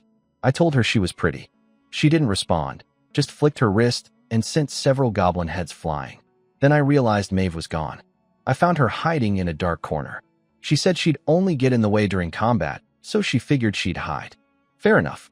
The battle was basically over. Goblin corpses piled into a small mountain, survivors scattering in all directions. Vidar and his attendants were celebrating. I told Maeve she could come out and scavenge. She ran over excitedly, but the goblins had nothing valuable. She picked up a few clubs anyway. Vidar announced there were more camps to clear and told everyone to stop picking through junk. I looked at Maeve loaded down with supplies and goblin weapons and told her to drop the clubs. No point carrying useless weight. She paused, tossed them aside, and mumbled with a little smile that she didn't know I actually cared about her. We cleared 3 goblin camps under Vidar's lead. I barely had to fight, but just walking through the underground tunnels drained my energy. Ellie was fine. Her body could handle it easily. Maeve was a different story. Loaded down with all our supplies. She was dragging her feet and whining that she was dying. I sighed and took the 3 heavy water skins off her back. She instantly bounced back to life, skipping away with a smug grin. I'd been tricked. I called her out on it. She clearly wasn't that tired. She sheepishly took 1 water skin back and begged me to let her off the hook for the rest. I let it go. Vidar called a halt to rest. His plate armor weighed at least 30 pounds, and he was exhausted after 3 fights. His attendants helped him take it off. I found a spot against the cave wall and sat down. No way to tell the time underground. I could only guess it was afternoon based on how hungry I was. The salted meat Evelyn packed was brutally salty, like they'd used a whole bag of salt. 2 bites, and I was reaching for water. Maeve treated it like candy, shoving piece after piece into her mouth without flinching. I told her to slow down since our water was limited. She froze mid-chew and asked why we'd brought water at all when Ellie could create it with magic. Also, there was a river right there. I joked that the water was just to torture her. She started fake crying and swatting me. A nearby mercenary overheard and snapped at her. Magic water evaporates after a while, and drinking too much could kill you, and the goblins might have poisoned the river upstream. Maeve went quiet and hid behind me. Then that same mercenary looked Maeve and Ellie up and down and asked how much it'd cost to sleep with one of them. I noticed other men eyeing my girls too. They were the only 2 women among 50-plus fighters. Ellie didn't care. Maeve was terrified, whispering behind me begging me not to sell her. I told him flatly they were for my personal use only and weren't for sale. He clicked his tongue and walked away. Maeve pressed against my back, asking why human men were like this. Thinking about women even in a dangerous place like this. I told her to keep quiet and stop drawing attention. I told Ellie that if anyone tried anything, she should break their fingers. She agreed casually. During the rest, I studied Vidar's beastkin slave, a massive guy in plate armor with a warhammer. I quietly asked Ellie who'd win if they fought. She said in a sparring match she'd lose because she couldn't overpower him, but in a real fight to the death, she'd win. I was skeptical. She doubled down. Even 2 of him wouldn't beat her. She said it so matter-of-factly that I believed her despite my doubts. I jokingly asked Maeve the same question. She poked her head out from behind me and said the guy could kill her just by sitting on her. At least she was self-aware. Then a scream cut through the cave. A mercenary had pinned his own beastkin slave to the ground. The slave begged for mercy, but got a blade through the heart. The mercenary explained calmly that goblins had smashed the slave's knee. He couldn't walk, and a cripple wasn't worth dragging out. He stripped the body naked and left it there. Ellie didn't react at all. Maeve stared at the scene, ears drooping, then crawled behind me and whispered, "Master, if I get hurt down here, please don't kill me. Just let me die on my own." I joked with Maeve that if she got hurt, I'd grab the food and run without looking back. She headbutted my spine in protest. I told Ellie to sleep first while I kept watch. She said she could go days without rest. I told her that wasn't happening. She was our main fighter, and if she collapsed, we'd starve. I patted my lap and told her to put her head down. She twitched her ears and leaned onto my thigh. I started stroking her ears. I offered my other leg to Maeve. She refused. Her new dress was already getting dirty from being my backrest.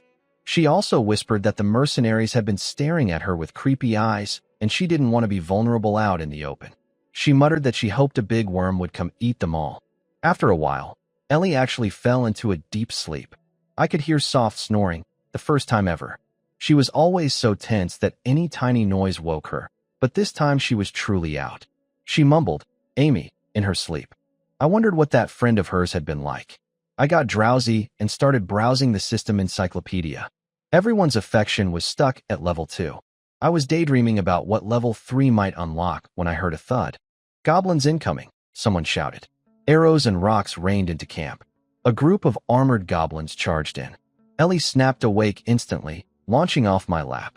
A quick burst of wind magic, and the goblins near us lost their heads. I yanked Maeve to her feet. The camp was chaos, people dropping everywhere. Vitter started rallying the troops to break through. His slave source raised a stone wall and slammed his hammer down, blasting goblins aside. I moved to follow the group, but Ellie grabbed my waistband with one hand, Maeve with the other, and sprinted the opposite direction. She blew open a gap through the goblins with wind magic. I didn't understand why until I heard the ground rumble. A massive black creature burst from the earth right in the middle of the formation. It swallowed over a dozen mercenaries in one bite. The burrowing demon worm, exactly what Ellie had warned about. Ellie flew through the darkness carrying both of us until the sounds of fighting faded. She was breathing hard when she finally set us down and guided us into a narrow cave. Maeve delivered bad news. 2 of our 3 water skins had fallen during the escape. Ellie said we could survive on magic water for 2 or 3 extra days. I asked about the food. Maeve said she'd tied everything to her body, all still there. At least that was something. My legs were shaking. That worm had erupted right where I'd been standing moments earlier. If Ellie hadn't heard it coming, I'd be inside that thing's stomach right now. I asked what it was. Ellie confirmed, a burrowing demon worm. She'd heard that tunneling sound countless times underground and recognized it instantly. Goblins could apparently tame them. Maeve mumbled that she'd literally just wished a worm would eat those mercenaries, and it actually happened. Her mouth was cursed. Ellie lit a flame and told us to check for injuries. Maeve let out a cry. I rushed over, worried she was hurt. She was fine, but Ellie had ripped her new dress during the escape. Her first new outfit ever, torn. She started crying. I told her we'd buy another one and asked Ellie how she was holding up. She said she was fine and this was nothing for her. I looked out into the pitch-black cave. Our group was scattered. We'd lost most of our water and we were stuck deep underground. The plan was simple, find a way back to the surface. Down here, Ellie couldn't fight freely while protecting both of us. After Ellie rested a bit, we left the cave and started searching for an exit. The mercenaries always said the underground was full of danger and treasure, but all I found was danger. Skeletons and ghouls came at us in waves. None had appeared when we were with the group, but now that we were alone, they were everywhere. I could handle the skeletons, but the faster ghouls needed Ellie. Maeve asked if killing these monsters paid anything. I told her only if someone had posted a bounty. She suggested we collect the loot now and use it to fake a completed job later. Clever idea, but it wouldn't work. Skeleton magic crystals lost their color after a day or 2. Someone had already tried that trick on Evelyn and got caught immediately. Maeve grinned proudly at having the same idea as that guy. I shook my head. She and the word, clever, didn't belong in the same sentence. We were running low on water. Only about a liter left. Maeve kept begging for drinks after eating all that salty meat. I asked Ellie if this path could lead us out. She said we'd have to rely on luck. If we were fortunate, we'd find a goblin tunnel to the surface. Luck, that was Maeve's specialty. I poked her side and told her to walk in front and lead the way. She looked at me like I'd sentenced her to death. I explained she was leading, not scouting, Ellie and I would be right behind her. She cried her way to the front, stumbling through the dark. But the moment she took the lead, every undead monster vanished. Not a single skeleton in sight. Her S-rank luck was no joke. Eventually, we were all exhausted. I found a spot behind a large boulder to rest. It was cramped. Maeve complained she couldn't stretch her legs. I told Ellie to sleep first. She shook her head and pointed at her own lap, offering it to me instead. A lap pillow. I didn't hesitate. Her thighs were firm and springy, not soft, and smelled faintly nice. The system chimed in saying my loyalty to Ellie had reached 100%. My loyalty to her. The system had flipped things around. Maeve asked jealously if she could use Ellie's other leg. Ellie refused instantly. Maeve pouted and said she'd definitely share if the situation were reversed. Ellie said she wouldn't want it anyway. I told Maeve to rest and stop fidgeting. She wouldn't sit still, squirming around constantly. Then dirt started flying. Ellie lit a flame, and we saw Maeve digging at the ground like a dog, tongue out, mud everywhere. I yelled at her to stop. She said something was buried under her, and she had to dig it out. She yanked up an old rotting sack that fell apart in her hands. She kept digging and pulled out a big clump of dirt, setting it in front of me. I saw a round shape in the mud. I picked at it and pulled out a blackened silver coin, corroded but still showing the world tree symbol of the kingdom. I told Ellie to wash away the dirt with water. Under the mud was a pile of gold and silver coins. I turned to look at Maeve. She was sitting there with her head held high, tail wagging, waiting to be praised. I rubbed Maeve's head like a dog and called her a good girl. She squirmed away embarrassed. Then I grabbed her face and kissed her cheek without thinking.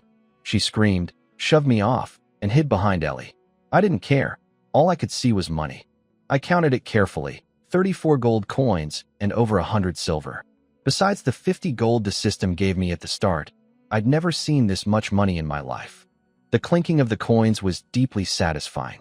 With this, I could rent a place near the square, buy proper equipment, maybe even get more slaves. I looked back at Maeve. Her face was completely red. She peeked out from behind, Ellie showing only her fluffy ears. I told her it was just a kiss on the cheek and asked her to keep digging. She said she had a feeling there was nothing else down there. 34 gold converted to over 1,000 silver, enough to buy 50 Maeves. Many people in this world couldn't earn that in a lifetime. Now I understood why mercenaries risked their lives to come underground. The treasure was real, but finding it depended entirely on luck. I'd stepped right over that spot without noticing. Maeve sat on it, felt something poking her butt, and dug up a fortune. Luck really was the most overpowered talent. I fell asleep on Ellie's lap, holding the money bag. When I woke up, Maeve was chewing bread and the coins were still there. Ellie said I'd slept a long time. She'd napped too after Maeve woke up, though she still looked tired. Maeve wouldn't look at me, still embarrassed about the kiss. I put Maeve on point again. She cried and protested, but I explained her luck kept the monsters away, which was true. Her father had told her she was cursed by a witch and brought bad luck to everyone around her. I told her that was nonsense. I promised a secret reward when we got out. She stopped crying and asked what it was. I said it wouldn't be a secret if I told her now. She went to the front. Sure enough, with Maeve leading, no monsters appeared. But I noticed we were going deeper. The glowing mushrooms were getting denser. At one fork, she went left and down instead of right and up. I almost corrected her, then decided to trust her instincts. Ellie suddenly grabbed my arm. Her cat ears were spinning like radar dishes. She heard weapons clashing ahead. Maeve sniffed the air and confirmed. Lots of goblins, plus a burning smell. I asked why she hadn't smelled them earlier. She said her nose was an active skill. She had to deliberately sniff to detect things. I suggested turning back. Ellie agreed and started walking. But Maeve stayed put, still sniffing around. She asked if we could go take a look. If there were too many goblins, we could always run. Ever since she'd found that gold, I'd become deeply superstitious about Maeve's instincts. I asked Ellie how her magic reserves were. She said she'd recovered about half. Good enough. I smiled and said we'd follow Maeve's gut. Maybe there'd be another surprise waiting for us. We crept forward and I finally saw it. 40 or 50 goblins gathered around something, cheering. Behind them, a massive black worm was writhing on the ground. The burrowing demon worm. It looked like a giant grub, as wide as the tunnel we'd entered through, maybe 20 or 30 meters long. The goblins were feeding it their own dead, tossing corpses into its mouth full of grinding teeth. The sound of bones being crushed made my skin crawl. Maeve grabbed my shirt and begged to leave. Ellie peered out and said it was the nobleman, Vidar. The goblins had captured him and were making him fight them one at a time, either to torture him or to pick their next chief. I could faintly hear him screaming at them to bring it on. Ellie confirmed no other mercenaries were anywhere nearby. The ambush must have wiped out most of the group. More goblins with torches were approaching from other tunnels. I thought it over. 50 or 60 goblins was nothing for Ellie. She'd slaughtered more than 20 in seconds the day I bought her. I asked if she could save Vidar. She studied the goblins' positions for a few seconds, then said yes. But we'd need to run immediately after because the worm's hide was too thick for her to cut with her current magic reserves. Her plan was simple. Walk in, grab Vidar, throw him to me, hold off the goblins, then catch up later. I was worried about losing her over some nobleman, but she shook her head. It wasn't dangerous. I was underestimating her. She pulled the sword from my waist and strolled toward the goblins casually. Maeve couldn't believe she was just walking out in the open. Neither could I. Goblins spotted her and charged with their clubs.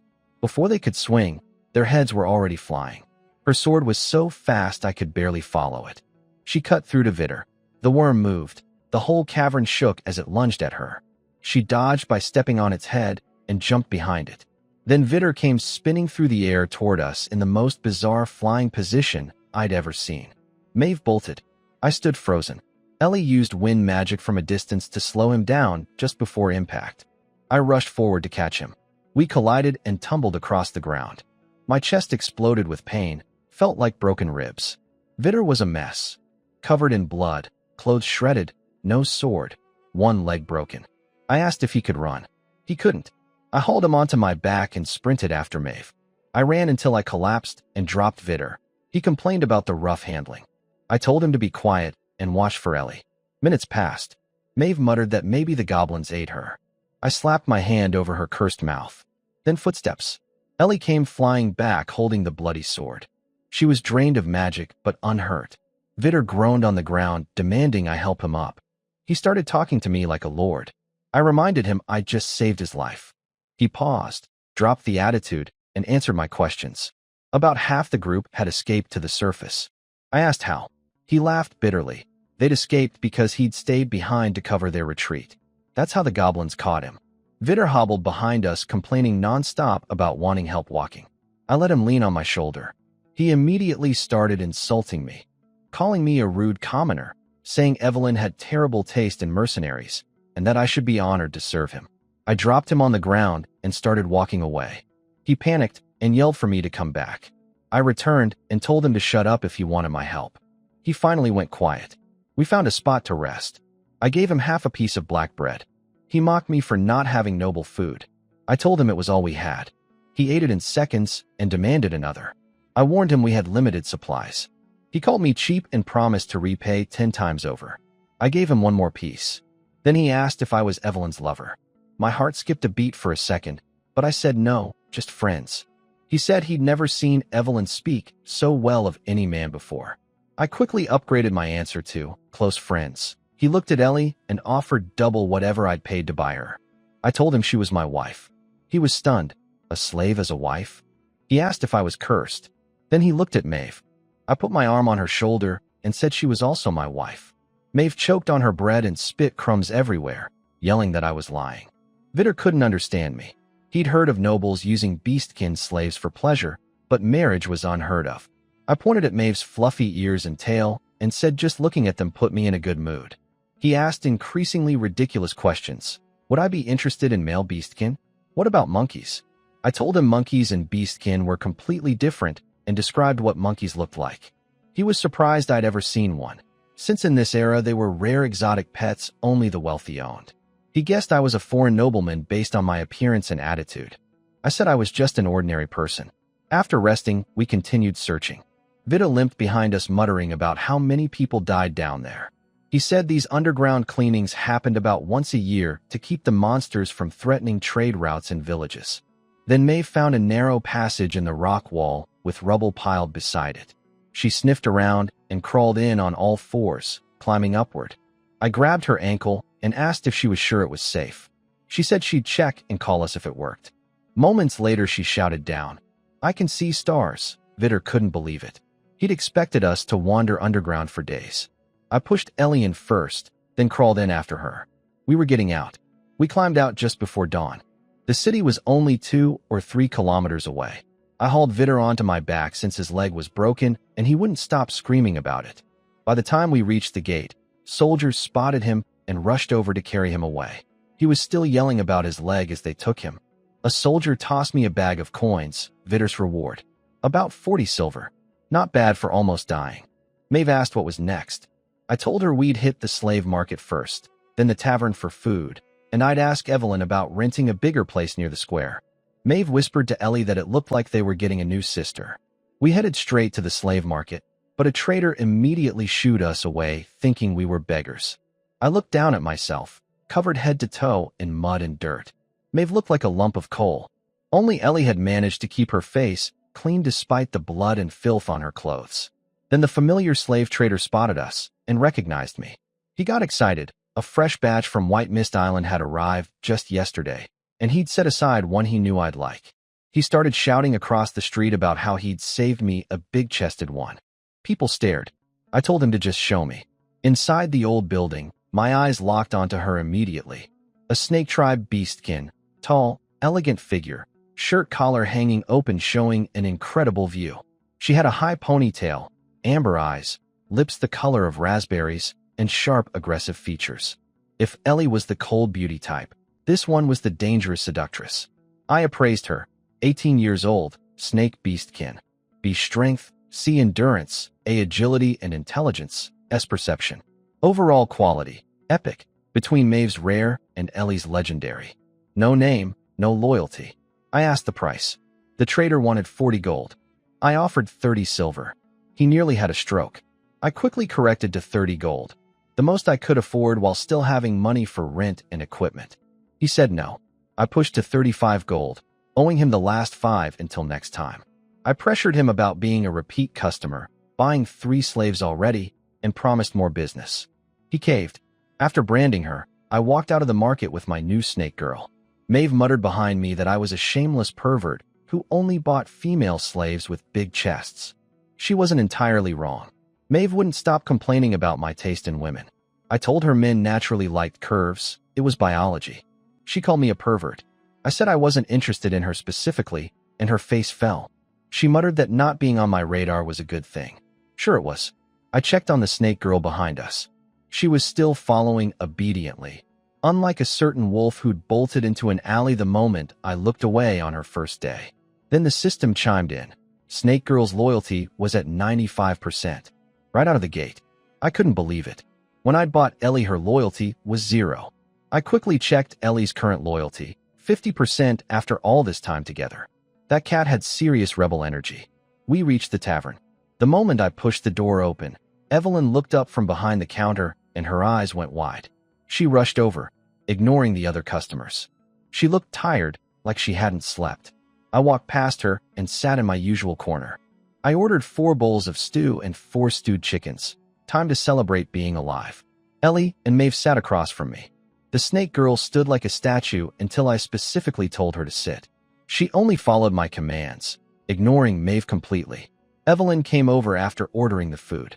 She'd heard from mercenaries who escaped that a worm had attacked, and the expedition was scattered with heavy casualties. I confirmed it and credited Ellie's quick thinking for getting us out. Evelyn asked if I was hurt. I said just some dirt from crawling through tunnels. I asked if she'd been worried.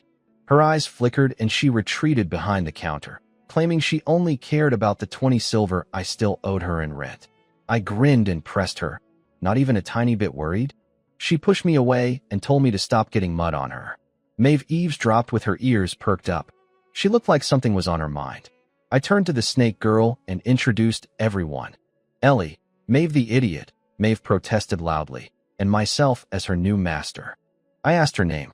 She said she didn't have one. Then she glanced at Ellie. I asked if they knew each other. She confirmed they'd been on the island together. Interesting. I'd have to ask her about Ellie's past sometime. I tried to come up with a name. I was terrible at naming things.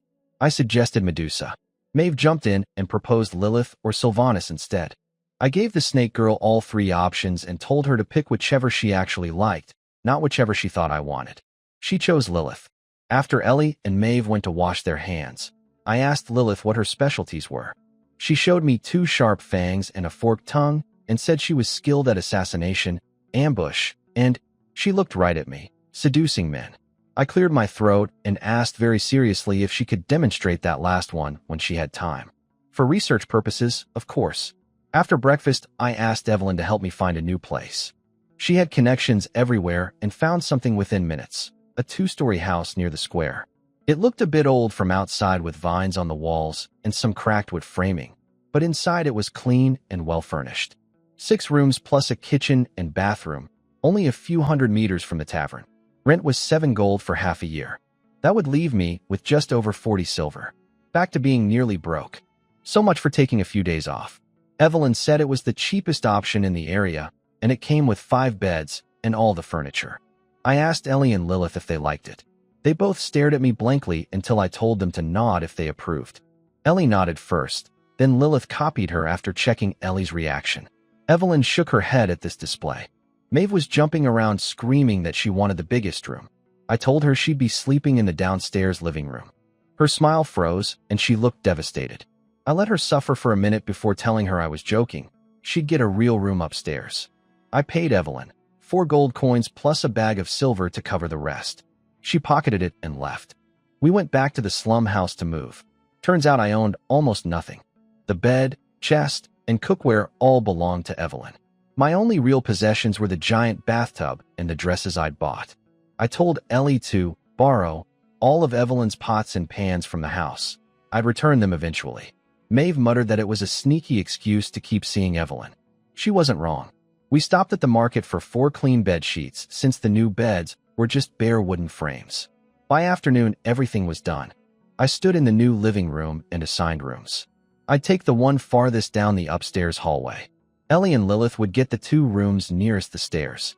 For Maeve, I said she'd sleep downstairs to guard the door, like a watchdog. She protested, why her and not the others? I said she was our guard dog.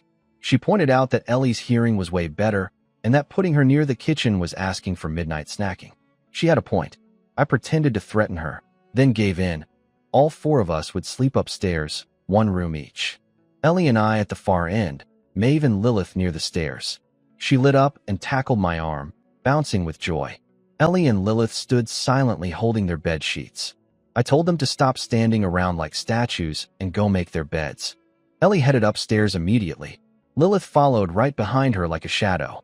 That night, I bought some smoked meat and cooked porridge for everyone. After dinner, I took a long hot bath, told the girls to wash up and rest, then headed upstairs. My room felt empty and quiet. I actually missed Maeve's noise. To kill time, I practiced the fireball spell I'd learned from Myra's books. I was getting faster, about 2 seconds to form one in my palm. The system mocked me, saying I should forget magic and just buy more slaves to boost my stats. I reminded it that it was the one who told me to study magic in the first place. It admitted it had been lying. I cursed it out and went back to practicing anyway. I checked the encyclopedia and noticed Lilith's bonus hadn't registered yet. I probably needed to talk to her first. Then Maeve barged in without knocking, hair still wet, wearing her old patched clothes. I told her to knock next time. She said okay and got straight to the point. She wanted me to pet her ears. Voluntarily. She sat down and lowered her head, warning me to be gentle and not stick fingers inside her ears like last time. I was shocked and joked that maybe it was beastkin mating season. Her face turned red, and she jumped up ready to leave. I pulled her back down and stroked her ears a few times, but they were soaking wet and not pleasant to touch. I told her to dry off first. She rubbed her hair with a towel and said something unexpected. I was the best person she'd ever known. Her family never let her eat until she was full, never bought her new clothes, and made her sleep by the front door. She said she was sticking with me. I asked if she was getting emotional on me. She didn't understand the reference. Then she grabbed her ears, wiggled them, and promised to let me touch them every day from now on. The system confirmed, affection level 3, close friends. Her stat contribution alone jumped to 20%, bringing my total to 40. I asked if she had feelings for me. She froze, face bright red, and stammered that she just thought of me as a good friend. I corrected her. I was her master. She said fine, a good master then. I asked if I could touch something other than her ears. She went completely stiff, bit her lip, and whispered that if I was gentle, I could touch her butt. I said I meant her tail. She turned crimson, shot up, stormed out without closing the door, and yelled, "Stupid master," from the hallway. I smiled. She was definitely interested. Footsteps on the stairs. Ellie and Lilith came up fresh from their baths. Ellie walked into my room automatically. She'd started coming every night without being asked to let me pet her ears before sleep. Lilith followed and sat on my other side. Ellie looked at her and asked why she kept following her everywhere. Lilith answered coolly that she wasn't following Ellie. The master had told her he needed her body to serve him at night. Ellie leaned forward and stared at me after Lilith's comment about serving me with her body. The room went dead silent. Her expression looked innocent, but her eyes were unsettling. I started sweating. I quickly explained that Lilith had mentioned being skilled at seduction, and I'd only wanted to test her abilities. Nothing more. Lilith turned to me and asked if she could begin. I was too scared of Ellie to answer. Somehow I ended up asking Ellie for permission. She thought about it briefly and said go ahead. Lilith wrapped her arms around me. Her sharp eyes softened into something alluring. She purred that my chest felt strong. My brain short-circuited in about 2.5 seconds. I had zero defense against this type of woman. A faint smell of jealousy drifted from Ellie's direction. Lilith smiled and asked if I was shy. Before I could respond, Maeve's head appeared in the doorway. She'd been woken by the noise. She saw Lilith draped over me, and the room went silent. Maeve charged in, face red, grabbed a blanket, and threw it over my lap. She declared this was absolutely unacceptable, hugged me from behind, and tried to shoo Lilith away, saying she and Ellie were here first and Lilith would have to wait her turn. Lilith gave her an icy look. I waved my hands and said everyone could calm down. There was plenty of me to go around. Maeve didn't budge from her protective position. I sighed and told Lilith the free preview was over. The paid content would have to wait. Lilith smoothed her clothes and returned to normal instantly. Maeve squeezed my neck and called me the most perverted master alive. I asked why she cared so much. She stammered, couldn't form a sentence, then blurted out that her sister said that kind of activity was bad for men's health, and if I died they'd all die too because of the slave brand. She seemed proud of this logic. I pointed out that once or twice wouldn't kill anyone. She got flustered and said what if Lilith accidentally snapped my neck during the act, since she was as strong as Ellie. I'd worried about the same thing before, but had since made peace with it. No risk, no reward. I asked if I could touch Maeve instead since she was safer. She went completely red, mumbled, no, and fled the room yelling that she'd be watching me and I wasn't allowed to do anything inappropriate. After she left, Lilith was still sitting there waiting. She had no beast ears, just a long, thin snake tail. Nothing to play with tonight. I told her to go sleep. She bowed and left, saying to call if I needed anything. Now it was just Ellie and me. She gently bumped my shoulder with her head. I asked what was up. She yawned and pointed at her room. Time for bed. She was wearing that light blue low-cut dress, and the view from the neckline was devastating. I swallowed hard. She noticed me staring, but unlike Maeve, she didn't hide anything. She just let me look. I tried to convince her to stay and hang out. She refused. She was tired from 2 days underground. I suggested she could sleep right here, and I'd help her relax. She just looked at me without answering. We sat there in a standoff for a long time. Then she broke the silence with a question. Do you really enjoy being seduced?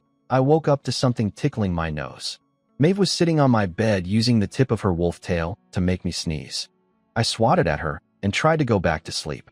She squeezed my cheeks gently and reminded me I'd said we were getting up early. Also, she was hungry. The first thing I saw when I opened my eyes was her backside in those old patched clothes. I grabbed it without thinking. She yelped, covered her butt, and fled to the doorway with a red face. Ellie and Lilith were already up, standing quietly behind her. I told Maeve she should get used to it. I'd probably be messing with her for the rest of her life. She got weirdly shy and mumbled, "Really?" in a hopeful tone. That caught me off guard. I beckoned her back for round 2, but she refused and ran off. On the way to the tavern, I was quiet thinking about last night.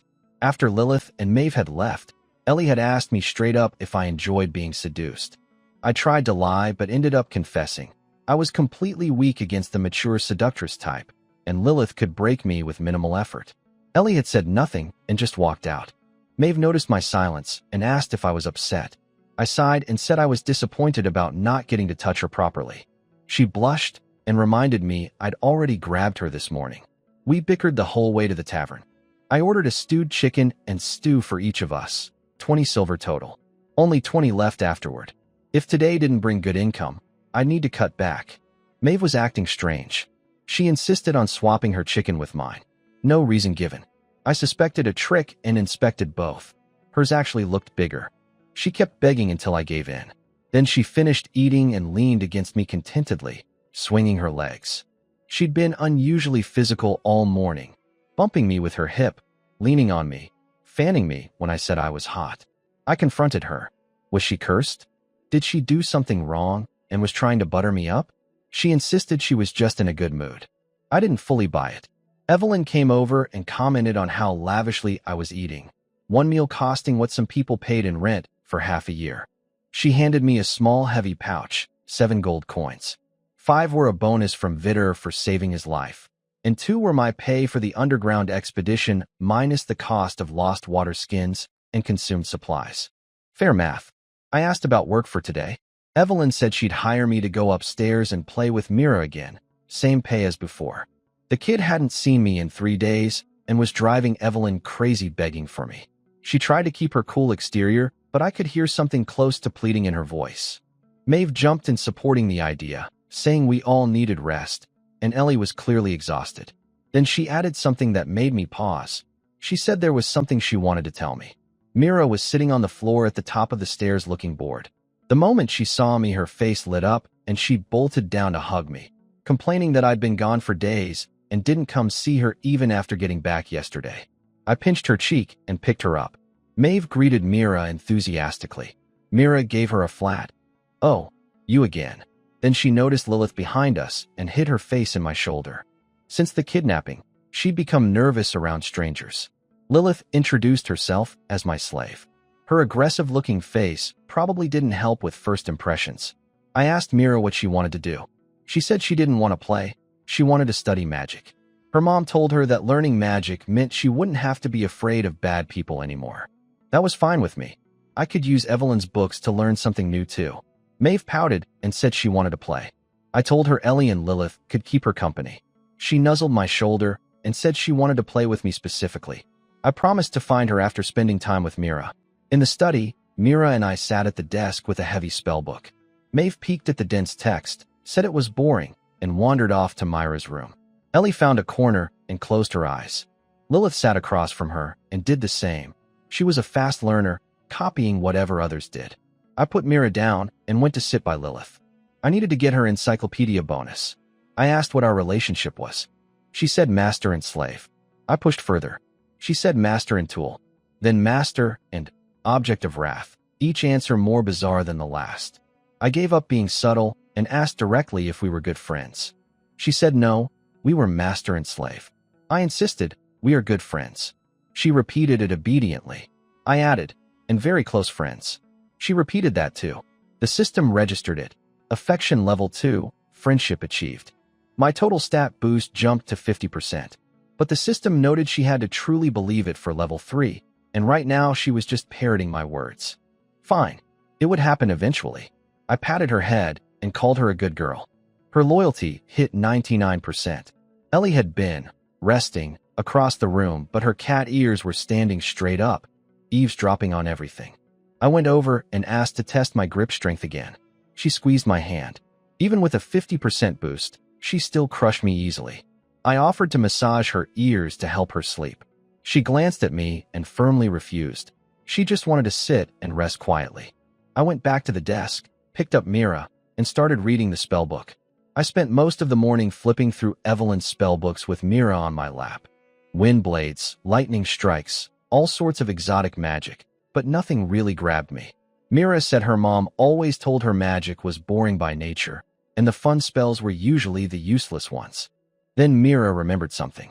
She said there was a magic called command that could force anything to obey your words. Not like the slave brand.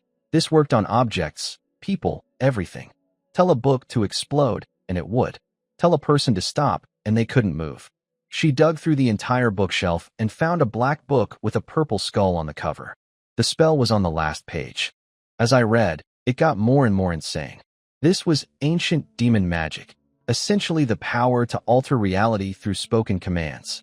If someone attacked me with a knife, I could say, "Get away," and an invisible force would blast them back. Say, "Explode," and they'd pop like a balloon. The catch: if the caster wasn't skilled enough or the target was too powerful, the spell would backfire. Minor cases meant dizziness and blood from the mouth.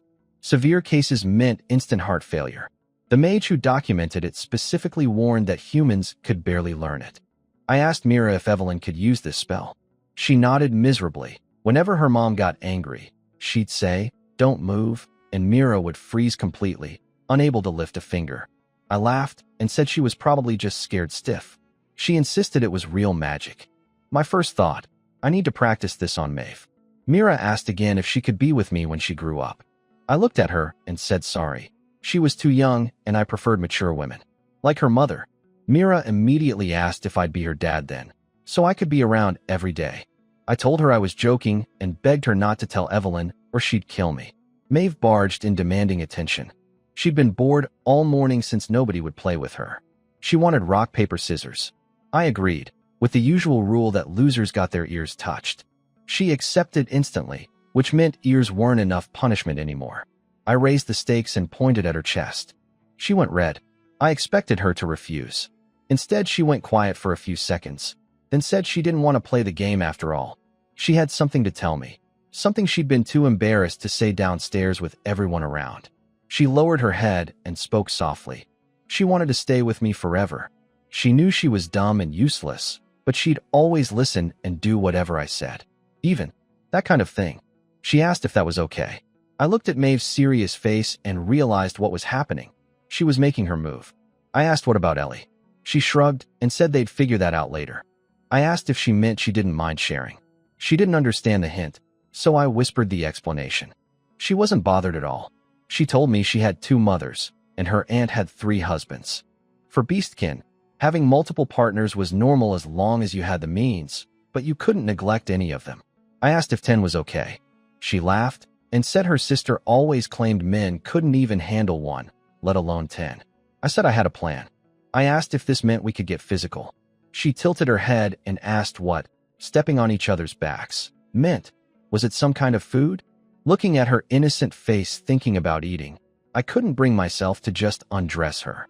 I leaned in and whispered the real meaning. At first, she listened with curiosity. Then her expression changed. She scooted away, clutching her chest, and said this was too fast. We'd only known each other a few days. But she added that I could do other things in the meantime. She lowered her arms from her chest, face burning red. I'd been waiting for this. I reached out with both hands. "What game are you playing? Can I join?" Myra's voice came from behind me. She was standing in the doorway holding a spell book, and right behind her was Ellie, watching silently. I panicked and said we were playing tag. Maeve started to say, "Weren't you about to squeeze my?" And I slapped my hand over her mouth. Mira wanted to play. I said the game was for adults only. She pouted and insisted she was grown up. I pulled her into my lap and tickled her instead. Then Evelyn appeared in the doorway, leaning against the frame with an amused expression. The moment I looked up, she wiped it clean, but Maeve had already seen her smiling. Evelyn checked that Mira had been studying, then turned to leave. But Mira called out to her and dropped a bomb. "Mama, let Ryan be my dad so he can play with me every day." Evelyn shot me a look, then threatened Mira with a spanking if she said anything like that again. Mira doubled down, saying she loved me so much that if she weren't so young, she'd want to be my wife. I sat there grinning like an idiot. Evelyn grabbed Myra's ear. The kid begged for mercy. I tapped Evelyn's hand and told her not to be so rough. Kids say silly things. She let go and muttered that if Mira was saying things like this at 6, imagine what she'd be like at 16. Then Mira delivered the killing blow. "Ryan told me at lunch that he really likes you, Mama. He was just too embarrassed to say it himself." My stomach dropped. I told her that as a secret. She'd promised not to tell. Now she'd blurted it out like it was nothing. I couldn't meet Evelyn's eyes. I scrambled to deny it, calling Mira a liar and telling her she was making things up. Mira pouted and said she wasn't lying. She was just helping me say what I couldn't. Then she hugged me tight and begged, "Please be my dad. Everyone else has a dad except me. I want one too." I went silent. I slowly glanced up at Evelyn. Our eyes met. That tavern owner is definitely into you, Maeve announced the moment we got home. I was sitting at the table, exhausted, with a borrowed spellbook in front of me. I'd grabbed it from Evelyn as an excuse to flee after Myra's catastrophic reveal. Maeve insisted she'd seen Evelyn smile at the doorway watching me play with Mira, a genuine, warm smile she'd never seen before. I told her she was making things up. She said to ask Ellie. Ellie, carrying my dirty clothes to the bathroom, glanced at us and said she didn't know. Maeve looked frustrated. I told Maeve to just go take a bath and sleep. She got flustered and said she wanted to sleep alone tonight. She wasn't ready yet. I joked that I'd come to her room instead. She panicked and clarified she meant completely alone. I told her I was kidding. After she left, Ellie pulled up a chair next to me without saying anything. Then she leaned over and brushed her ear against my cheek and said one word. Touch. I happily obliged. While I was stroking her ears, she said something unexpected. If there's anything going on, tell me about it. I wasn't sure what she meant by that. I asked her seriously if she considered us close friends. She looked at me and said, Today is the 8th day since you bought me. Only 8 days. It felt like a month. But in just 1 week, we'd gone from 0 to ear-touching and tail-grabbing territory. At this rate, I'd have her fully won over within a month. She stood up and said she was going to wash my clothes. After my bath, I headed upstairs. Passing Maeve's door, it flew open and a hand yanked me inside. She'd tidied her room perfectly. Neat bed, clean floor, even a purple flower on the windowsill that she'd found on the street. Definitely stolen, pot and all. She said she just wanted to talk. Then I noticed she hadn't wrapped her chest after bathing. Without the binding, things looked significantly larger than usual. The view through her loose shirt was overwhelming. She noticed me staring and sat on the bed, blushing. She said she didn't understand what was so fascinating about them. Ellie and Lilith were downstairs in the bath. We were alone on the second floor. I pounced. The candle blew out. In the dark, I could hear her breathing hard, her skin burning hot. After a while, she whimpered that I was bullying her again. I was just playing with her tail. Her wolf tail wasn't as pleasant to touch as Ellie's cat tail. Fluffier looking, but coarser in hand. She said she couldn't take it anymore and wanted to bite me. I asked how beastkin tails could be so sensitive. She pushed my face away with tears in her eyes, said she felt strange, then bolted out the door barefoot without even grabbing her shoes. Next morning, I took everyone to the market to buy armor. We'd been walking around with nothing but the clothes on our backs, and I figured it was time to look at least somewhat professional. I wanted hard leather armor for Ellie and Lilith. Maeve said she'd take whatever. She was being unusually quiet and awkward. After last night's tail incident, she'd locked herself in the kitchen until morning. I asked what she'd been doing in there all night. She turned red and stammered that she was hungry and went to eat bread. I smiled and let it go. The proper armor shop was way too expensive. Basic plate armor cost 120 silver, nearly 4 gold. Way out of my budget. I found a traveling leathersmith from a village instead, selling affordable hardened leather pieces. The armor was solid, wax-treated leather hard as wood, good enough to stop goblin arrows. But when the craftsman heard I was buying for female slaves, he looked at the girls and frowned. Their shoulders were narrow, but their chests were not. He pointed at Maeve and said her size would literally burst his armor. I found fits for Ellie and Lilith without much trouble. Maeve was impossible. Nothing could contain her. I was sweating trying to force the chest piece closed while she gasped that she couldn't breathe. I ended up asking for longer side laces and leaving gaps. It wasn't pretty, but it worked. 4 sets cost 5 gold coins. Then I realized Lilith had no weapons. I asked what she used. She rattled off a list. Daggers, short bows, throwing knives, hand axes, javelins, blow darts. I stopped her and asked for her top 3, blow dart, dagger, throwing knives. I was skeptical. Those were fine against people, but useless against large monsters. She opened her mouth and showed me her venomous fangs.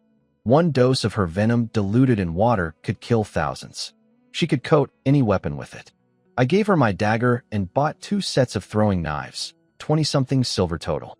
Maeve poked me and pointed out she had no weapon now. I told her we were both mascots. Our job was to watch Ellie and Lilith work. At the tavern for breakfast, I studied the borrowed spellbook while eating. I noticed Lilith staring at me constantly. I told her she didn't need permission to eat. Just start when the food arrived. But even after eating, she kept watching me. I asked why. She said she just wanted to look. Weird, but harmless. Evelyn came over looking different. She was wearing light makeup today, which made her even more stunning. She stood there silently. I told her I'd return the book in a few days. She nodded, then said Mira wanted to spend time with me again and asked if I was free. I turned down Evelyn's offer to babysit Mira again. One rest day was enough. With 3 extra mouths to feed, I couldn't afford another. She didn't push it, just said to let her know when I was free. Then a stuffed doll hit me in the head. Mira was peeking out from behind the kitchen doorway, looking pitiful. Since the kidnapping, she'd been too scared to leave the kitchen. I crouched in front of her, and she threw her arms around my head, begging me to stay and play. I told her I had to go earn money. She clung tighter and started crying. Evelyn peeled her off and dragged her upstairs, ignoring the tears completely. Maeve watched and said it reminded her of when her older sister got married. She'd cried just as hard, and her father slapped her twice to make her stop. That led to her casually mentioning that her father was a violent drunk who beat her mothers regularly. He'd had 3 wives, but one died from the beatings when Maeve was small. At 16, Maeve was still getting hit. Yet women in their village still wanted to marry him because he was strong and had a big plot of farmland. I changed the subject. That world was brutal, and I didn't want to dwell on it. While we waited for Evelyn, a familiar figure walked into the tavern. Victor, in full custom plate armor, looking completely fine despite having a broken leg 2 days ago. He spotted me and marched over, ordering me to join another underground expedition. I said no, too dangerous, and I had no supplies. One of his attendants called me a peasant. Victor snapped at him, reminding everyone I'd saved his life down there. Then he offered the real terms, for gold coins per day, half a day to prepare, departure in the afternoon.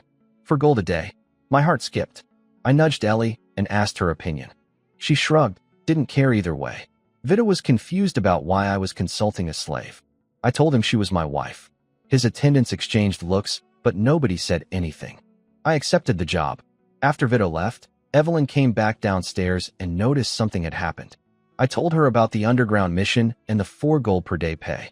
She commented that I was getting famous enough for nobles to come directly to me instead of going through her tavern.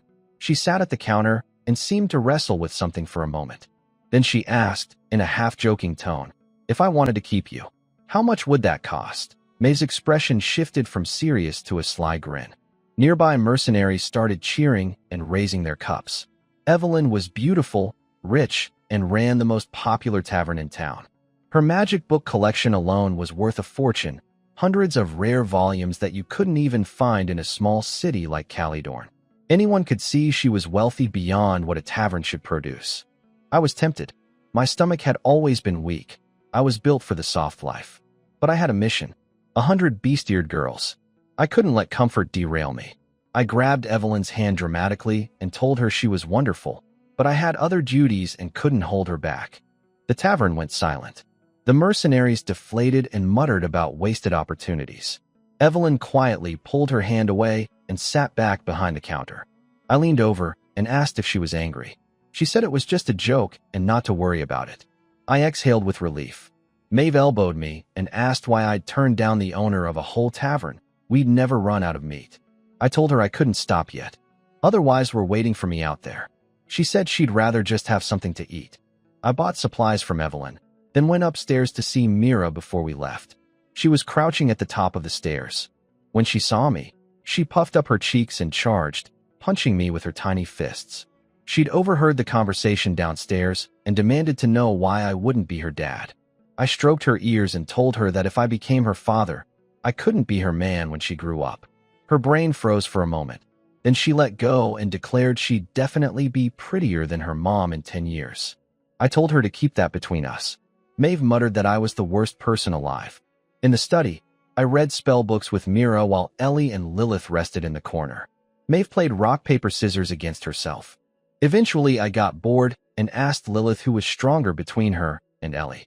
Lilith answered immediately, Ellie, without question.